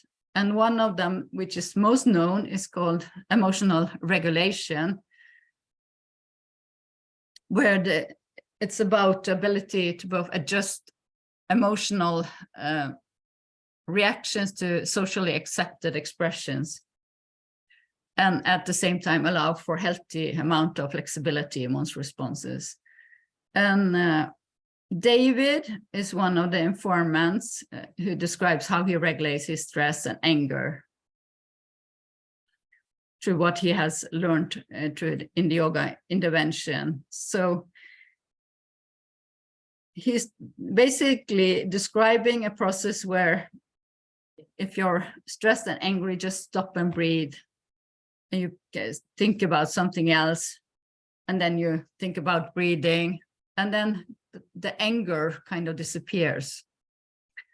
So while you find it difficult to explain, he's describing how his anger is kind of stopped or reduced, and you find a new solution. And he is aware also that he has some anger problems, which he thinks is related to his ADHD.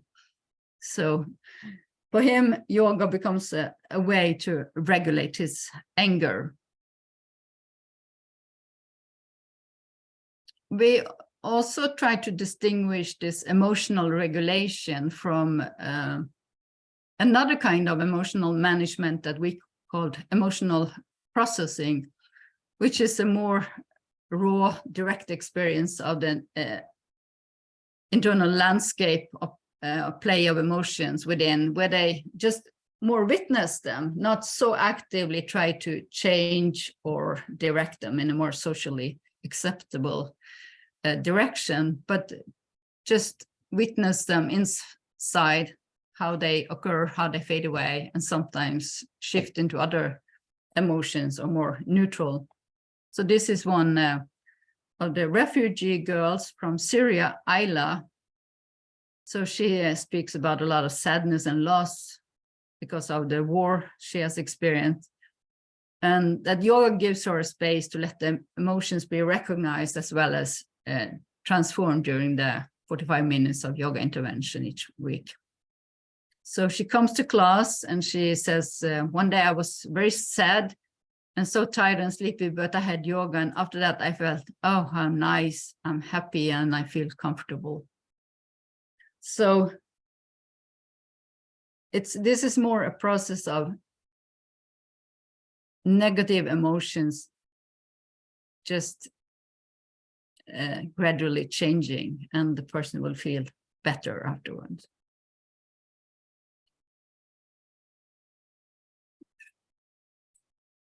This is the latest article we wrote that came out quite recently. We call it Promoting Mental Health and Wellbeing in Schools, the Impact of Yoga on Young People's Relaxation and Stress Levels.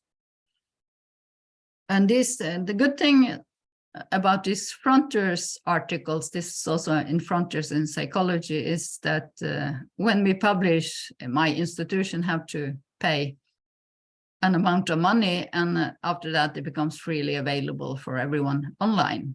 So you can look into it if you're interested. But here they are recognizing the need for relaxation. That's one of the main things we discuss in our recent article. So this increased awareness young people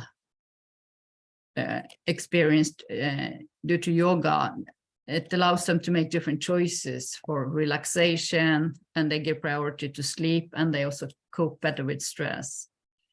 And one of the boys, Cole, describes how relaxation, these young people, they very much liked Shavasana. They appreciated a lot of the yoga asanas and meditation, yoga nidra, a lot of the things that they were exposed to, but especially Shavasana, that was their favorite. And they expressed so much to the teachers that in one of the schools, one of the teachers who also had a background as a yoga teacher, she allowed them to have almost a full hour after a few other asanas. She allowed them to just have Shavasana for a long time. And they really enjoyed that. So a lot of yoga teachers, when they're going to teach to young people, they believe that it has to be very active, energetic, fun. But actually, the message we got from these young people, they need to relax. They are so stressed about their life that to lay down and relax or sit down and relax, they feel very good.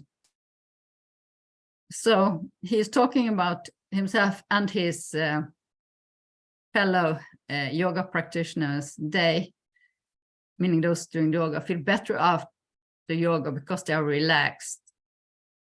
And then breathing exercises, we are also a lot of times part of Shavasana.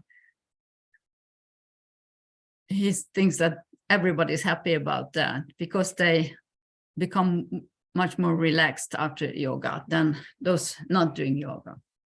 So he feels good about that, and that a lot of young people expressed similar experiences.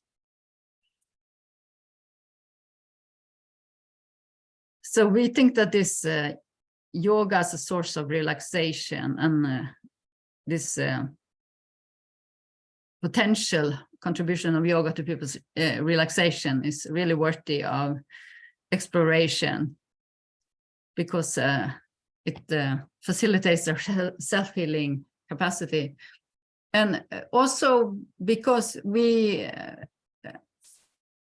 of course, as writing our academic article, we went through a lot of the research on yoga in school. And even if relaxation is mentioned sometimes, the main emphasis in a lot of the articles is about how they deal with stress, how they cope with stress.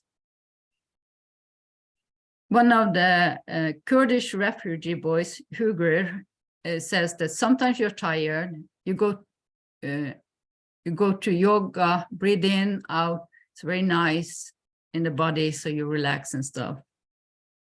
And then Emily, a girl, Norwegian girl diagnosed with anxiety, is very fond of relaxation too.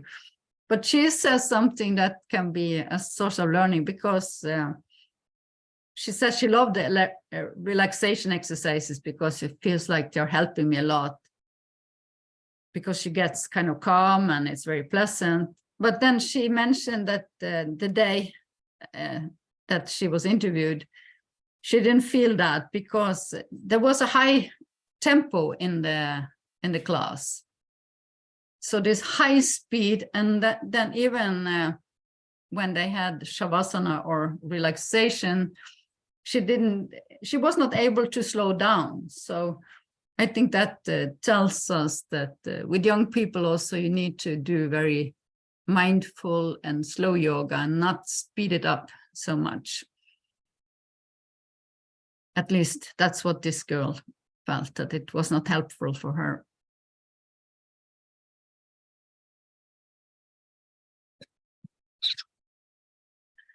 In the logs, the emphasis on relaxation was even more dominant than it was in the interviews. So in about 2/3 of those 123 logs, people emphasized relaxation.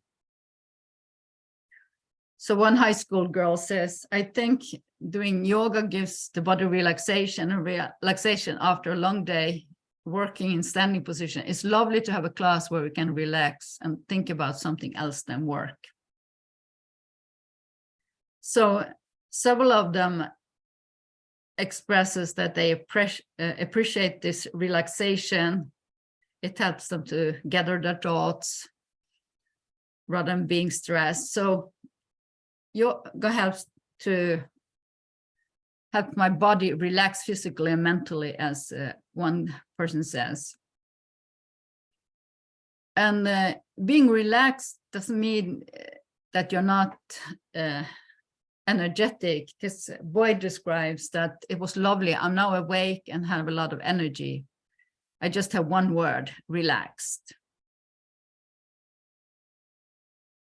And one of the students in the introductory class of migrants wrote that I feel I get to relax in my whole body, in my head, and in my thoughts. There's also these themes, they are interrelated, because young people also told us that yoga impacting their sleeping habits, and it's especially when they are able to relax, when they can have more calmed emotions by regulating their emotions, and also they have this newfound agency to regulate their lifestyle and habits. So they realize that they are sleep deprived and that they have to give more priority to sleep. So like Ayla, one of the Syrian girls, described, after class, I just wanted to sleep. I don't feel like continuing the class. That's her feeling. Obviously, she is continuing the class. And she describes how one of her friends responded when the yoga teacher says, just relax and close your eyes and stuff. She sleeps. And several of them described that when they had Shavasana, for example, they would just fall asleep because they were so sleep deprived that they couldn't just relax, they fell asleep.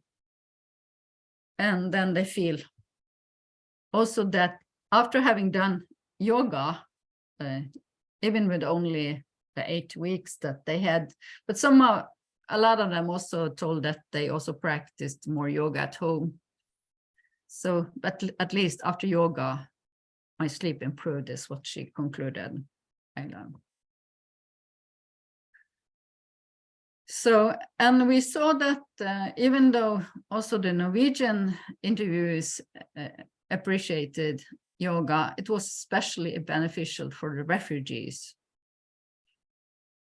And one Somali girl, Idil, she described how I felt very relaxed and I used to get a very good night's sleep. And then the interviewer asked, did you do yoga at home then? No, just try right away. Yes, just sit down, try. I had to try to sleep, yes, because my body is tired. For many of those refugees, they had so many traumatic experiences that their body is tired, but their mind is full of these traumatic memories, and they are tense about that, and they miss their families. Some of them are in Norway on their own, some are not, but all of them have very traumatic memories and this post-traumatic stress syndrome. So it's the fact that yoga seems to calm them down, make it easier for them to sleep. It's better. So this same girl, Idil from Somalia, says she feels very relaxed in her body, and I'm able to relax and go to bed when I need to. So this was one of the benefits that yoga had for her. Also an Afghan boy who is in Norway on his own. A lot of the Afghan boys came in Norway as on their own. So he is also describing to sleep, he will practice what I learned in the yoga course. And it's just sitting, describing that he sit and kind of meditate and breathe. And that helps him. You also saw the theme that the yoga was creating a sense of community for the young people. And they had, it was like it created a space for safety. And the role of the yoga teacher was very important to create that safe space. So one girl, Faye, she describes that she has her main part of her friends outside school and doesn't feel so connected with her classmate. But she feels this shift in the group of teenagers in the class, that they are more open. They're not as negative. And so she feels more connected to them, and it's easier for her to talk to them, and they feel happy together and talk to each other. So to summarize some of her findings that we emphasized in this in the project, and that we emphasized especially in this recent article, that yoga was increasing the recognition of the need for relaxation, and that relaxation where the young people could express themselves how they experienced yoga. They emphasized relaxation in about 2/3 of the material. That was very dominant. And that the yogic relaxation also improved the sleeping habits, and that yoga was especially beneficial for those with traumatic experiences and PTSD. And also that practicing yoga improved connectedness and well-being. But I also want to mention that some of the young people had mixed feelings about practicing yoga. And it was especially the boys. And it was a lot of, even if they also expressed that yoga made them relaxed or they enjoyed yoga, and the next moment they would say, oh, yoga is boring, we were not allowed to laugh in the class. And they had a lot of impatience because they had a lot of unrest in their body, unrest in their mind. And then they were supposed to do this yoga program, and in between it was okay, and other times it was rather boring. And a lot of them had also great expectations that this yoga would really change their body, their mind to the positive, and it didn't happen immediately. So they were, oh, yoga didn't work. And also the last thing was that I think the reason why the boys, especially in Norway, like in a lot of Western countries, yoga is connected not with masculinity, but with femininity and with middle-class women. And I think it also made a difference that all the 7 certified yoga teachers were women, but they also associate yoga with femininity, and young teenager boys are very eager to express their masculinity, so it didn't fit. But it was not negative, it was mixed feelings about practicing yoga. We also discussed some policy implications in our teams, also when we presented that we could add to this life mastery programs in school and improve learning. And that these themes that we identified, I'm speeding up a bit now because I'm looking at time, that this emotional management, this need for relaxation, and this improving sleep habits, and that it was beneficial for refugees through relaxation and sleep, and this sense of connectedness, community. All these are important for learning and thriving in school. And in Norway, I must say that like in a number of European countries, we have a high dropout rate in high school, especially. It's as high as 30%. So it's important that young people thrive in school and learn in school, not drop out of school. Towards the end, I have these, what I call reflections on the therapeutic potential of yoga in school. And I want to refer back to one of the articles mentioned by Satbir Khalsa. It was a review from 2022, where they said that yoga interventions may be implemented in school as preventative and therapeutic measures for mental health issues. And I think for a lot of the young people, it is preventative in the sense that it increases their awareness, it makes them calmer, it makes them more relaxed. And for those who have mental health challenges like anxiety, ADHD, depression, just unrest, stress, PTSD, it's also very healing.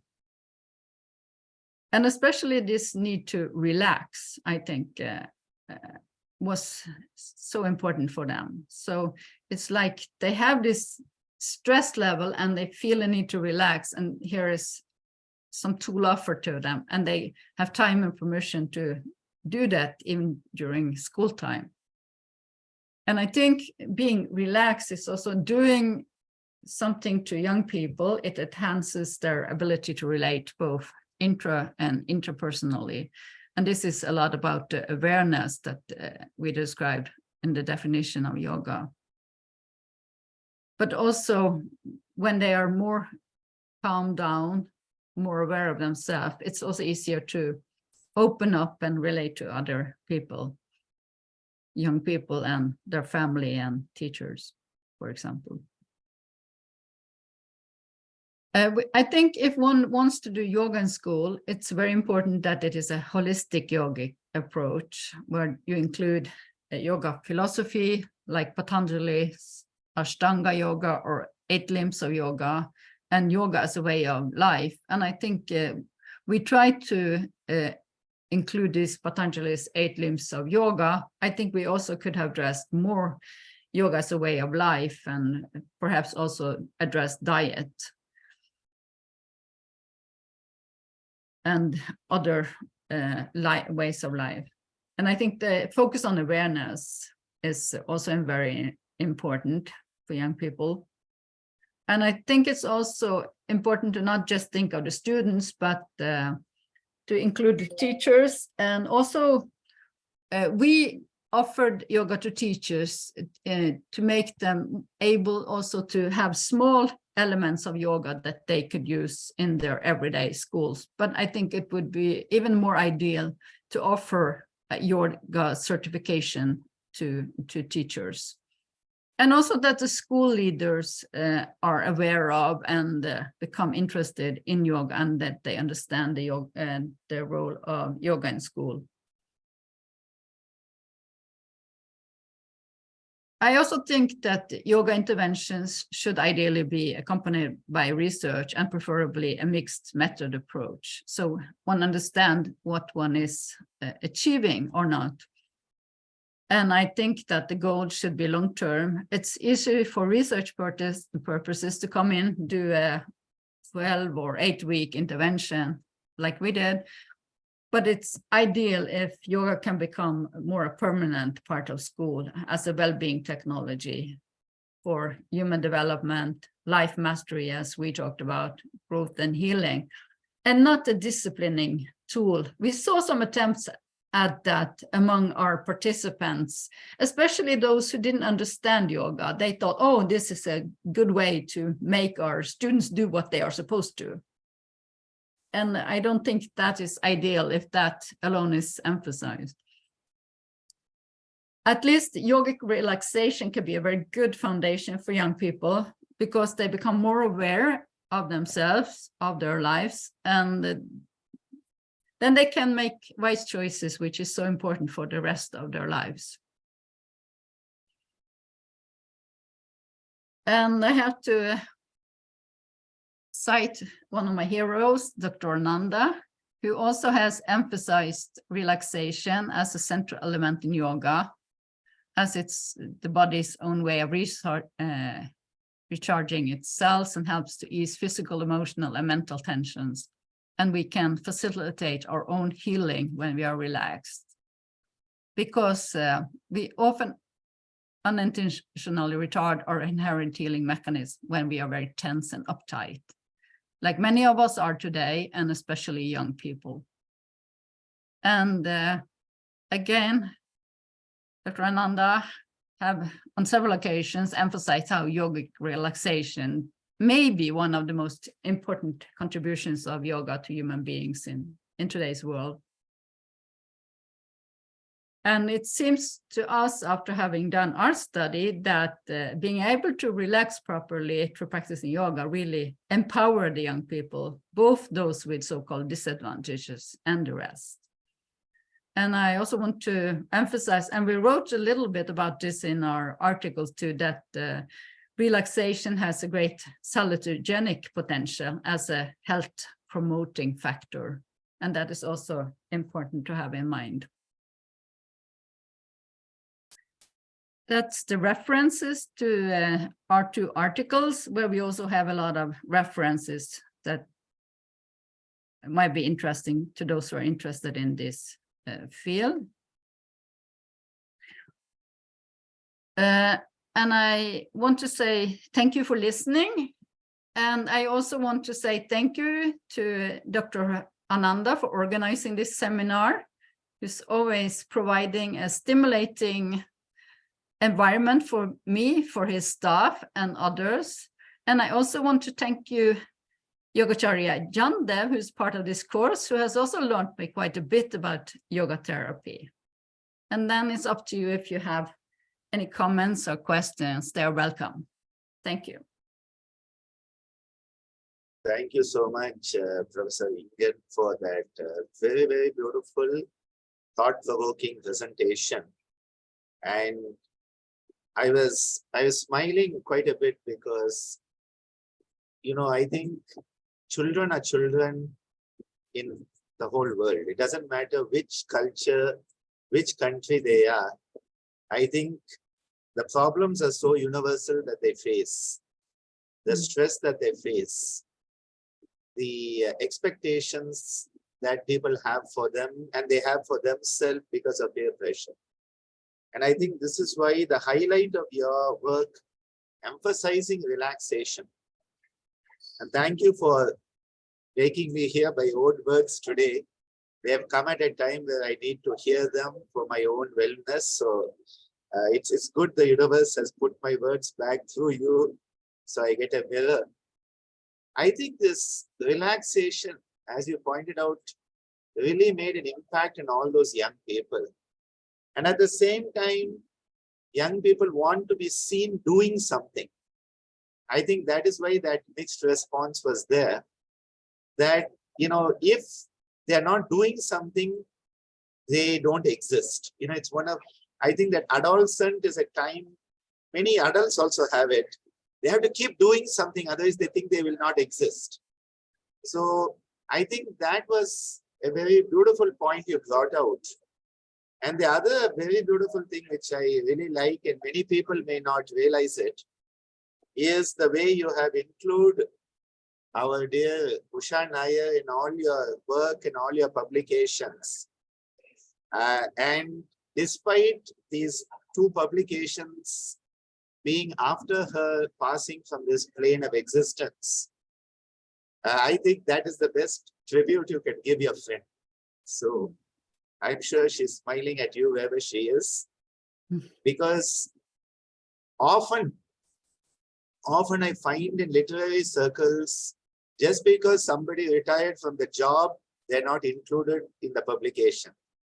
Just because, you know, they don't exist in your, you know, friend circle anymore, they are not included. And I think that inclusiveness is something we all should learn from you. And it comes of a deep friendship. There are a few short questions, and I think you have actually more or less answered, but there was a question from Saki on the pre and post survey. But I think maybe you can explain what type of work you did. And I think already you have explained to some extent Divya Ajwani's question about the type of intervention, the practices. So maybe a few words on that would be nice, those two questions. Yes, I can say about the pre and post survey. As I said, they were handed out online and also on paper. So to both young people and their teachers. And before the yoga, of course, and after the yoga intervention. And we did have some attrition issues. And also that the way the surveys were identified, some unfortunate using of the birth date as identification markers made the attrition even more. So that's also one reason that in Norway we saw the tendency in the material, but the results were not so significant. So I felt also that even though the tendency was clear, we wanted to not emphasize the quantitative materials so much, but we see they complement each other, the qualitative and quantitative data. And personally, I I have a stronger interest in qualitative data, because then I feel I come deeper into what is actually happening. So that's a prejudice on my side. I don't know if that answered. And you also asked about the yoga program. And that is described in detail in our article. And it was developed by this, I can see. We have a program described from week to week, which asanas, which meditation should be included. But for example, there was like a theme and a practice goal for each of the week. Like week 1 was about nourishing, explain what yoga is, try to bust some myths about yoga, and introducing some basics of asana and breathing. Week 2, we were trying to build focus, like square breathing, the notion of focus. And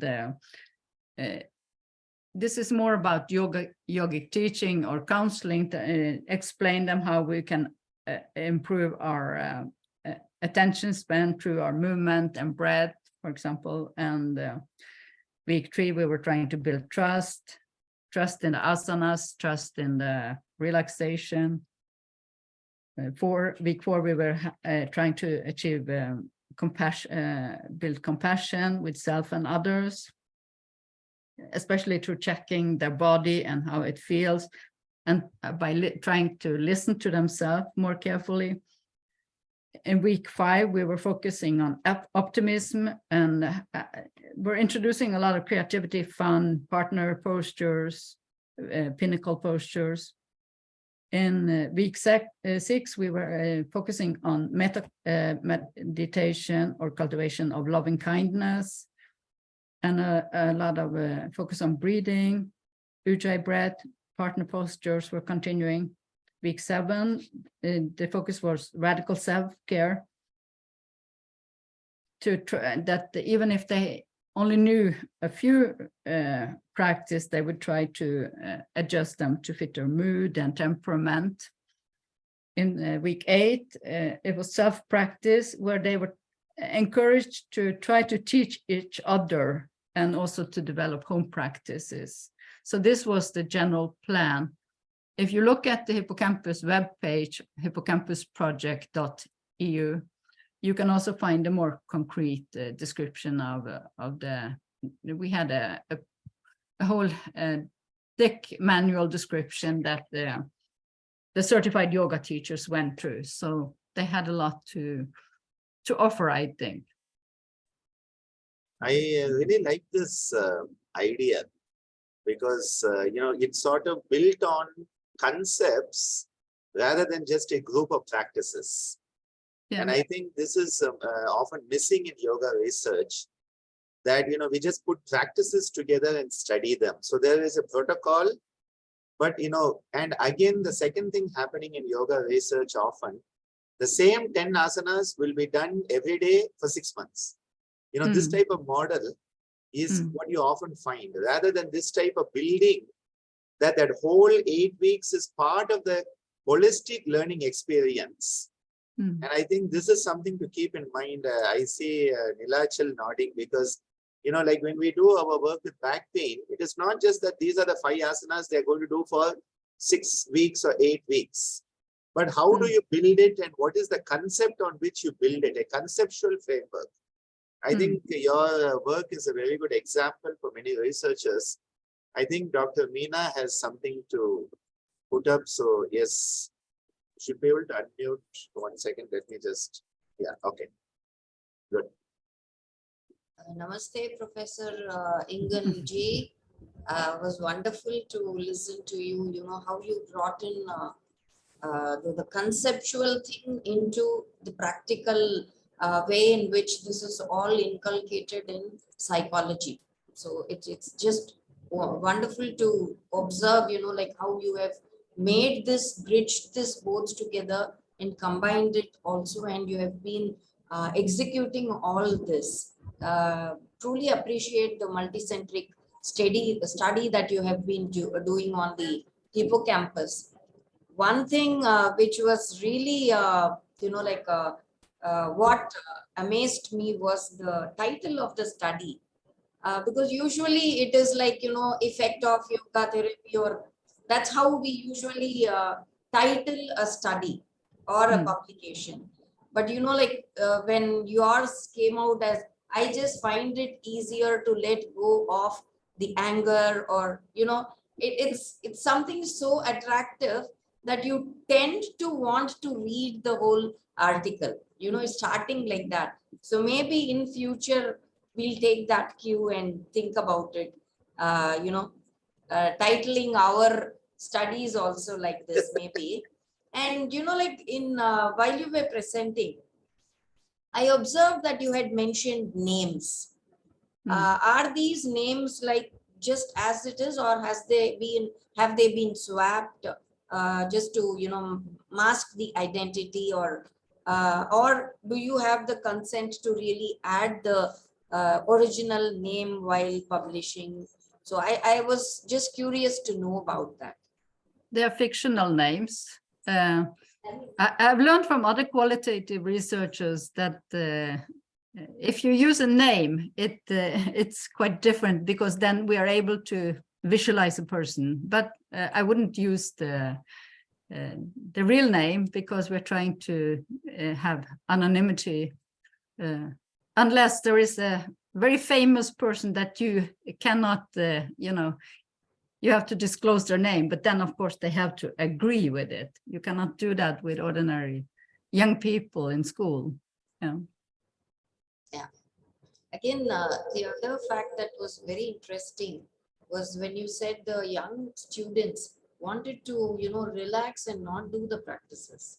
Because like you say, as we understand, we always think the young children or young students want some activity and not to relax. But the other interesting thing was that we normally have this idea that better the activation, better the relaxation. Which again, like when you were stating, one day some girl was not able to relax because the class had been too active. So maybe we need to take all these, cues and think about changing the way we look at yoga therapy or how we approach it, right? Yeah. And yeah, that's it. Thank you and congratulations. Thank you, Dr. Mina. I think the girl said not that it had been too active, but that the speed had been too high, because she was anxious to begin with, and this high speed increased her tension. So I don't think they mind activation before relaxation, but the speed or the tempo has to be adjusted according to the person. And this girl, due to her anxiety issues, were especially sensitive to that, I think. Thank you. I would like to request Devasena Bhavanani for a few comments. Have to unmute the mic. Yes. Namaste, everyone. Namaste, Ingunji. That's so wonderful work. And of course, I appreciate your Shraddha in the field and giving the young kids to, know about themselves and to relax more and in the modern life. Of course, for the Indians also now becoming like living in the modern life, because our lifestyle is, as Swamiji says, the yoga way of life, but it becomes slowly changing. So as Ammaji says, it's even though they couldn't relax sometime even in the yoga class, at least it's a healthy relaxation actually after doing the yoga and relaxing. Because Ammaji says it's you cannot just go and collapse immediately. You have to learn to relax. So that is happening for them. So wonderful work. And of course, the last section also I appreciate that I hear more more relatives like Ammaji, Doctor, and Swamiji says like the yoga's way of life, and of course do the rest and leave the rest, as Doctor says quite often, and leave the rest to the God. Very good ideas, and making the people to think about the values, and it's wonderful work from all of you. Thank you so much for the wonderful section. Thank you. Thank you. So I would like to conclude the session. We have had two amazing presentations today, one from Dr. Shailendra Dubey of DSVV, giving us on medical yoga therapy, and the second is by Professor Ingunn Hagen on the amazing work they have done with the youth in Norway and the European countries through the hippocampus project. The whole aim of this faculty development program is that those who are already in the field of yoga therapy should come to know what a vast work is being done across the world. Because often, we get very limited in our perspective. So we are definitely achieving that goal through these sessions. And as you know, we are sending it to all those who couldn't attend in live. We are sending it through the links on YouTube, and the YouTube links are open. So even those who have not registered for the FDP, we don't want to leave anybody behind. So, they are there for people. You are welcome to share, because the more you share, the more you care, the more you care, the more you share. And that's how we grow. So before we conclude for today, I would like to remind you that next week, we have our sessions coming up. Just let me share the session that is coming up. Yes, here it is. So on Tuesday, we have two speakers, both amazing women. Dr. Prasida Menon, who works in Kaivaledama as a research officer, psychology in the scientific research department. She's also assistant professor at the GS College of Yoga and Cultural Synthesis, which is the educational wing of Kaivaledama. She's going to be giving her perspective. And then we have our own Professor Meena Ramanathan, who's Professor Yoga Therapy and Vice Principal School of Yoga Therapy at ISCM. So we have two very exciting sessions coming up next week. Every session is exciting. I haven't yet found a boring session till now. So we are sure that it's not going to be there also. Thanking all the participants for being with us. We close for today. Thanking our speakers, thanking our participants, and all those who have contributed towards making this event happen. It is such a learning experience.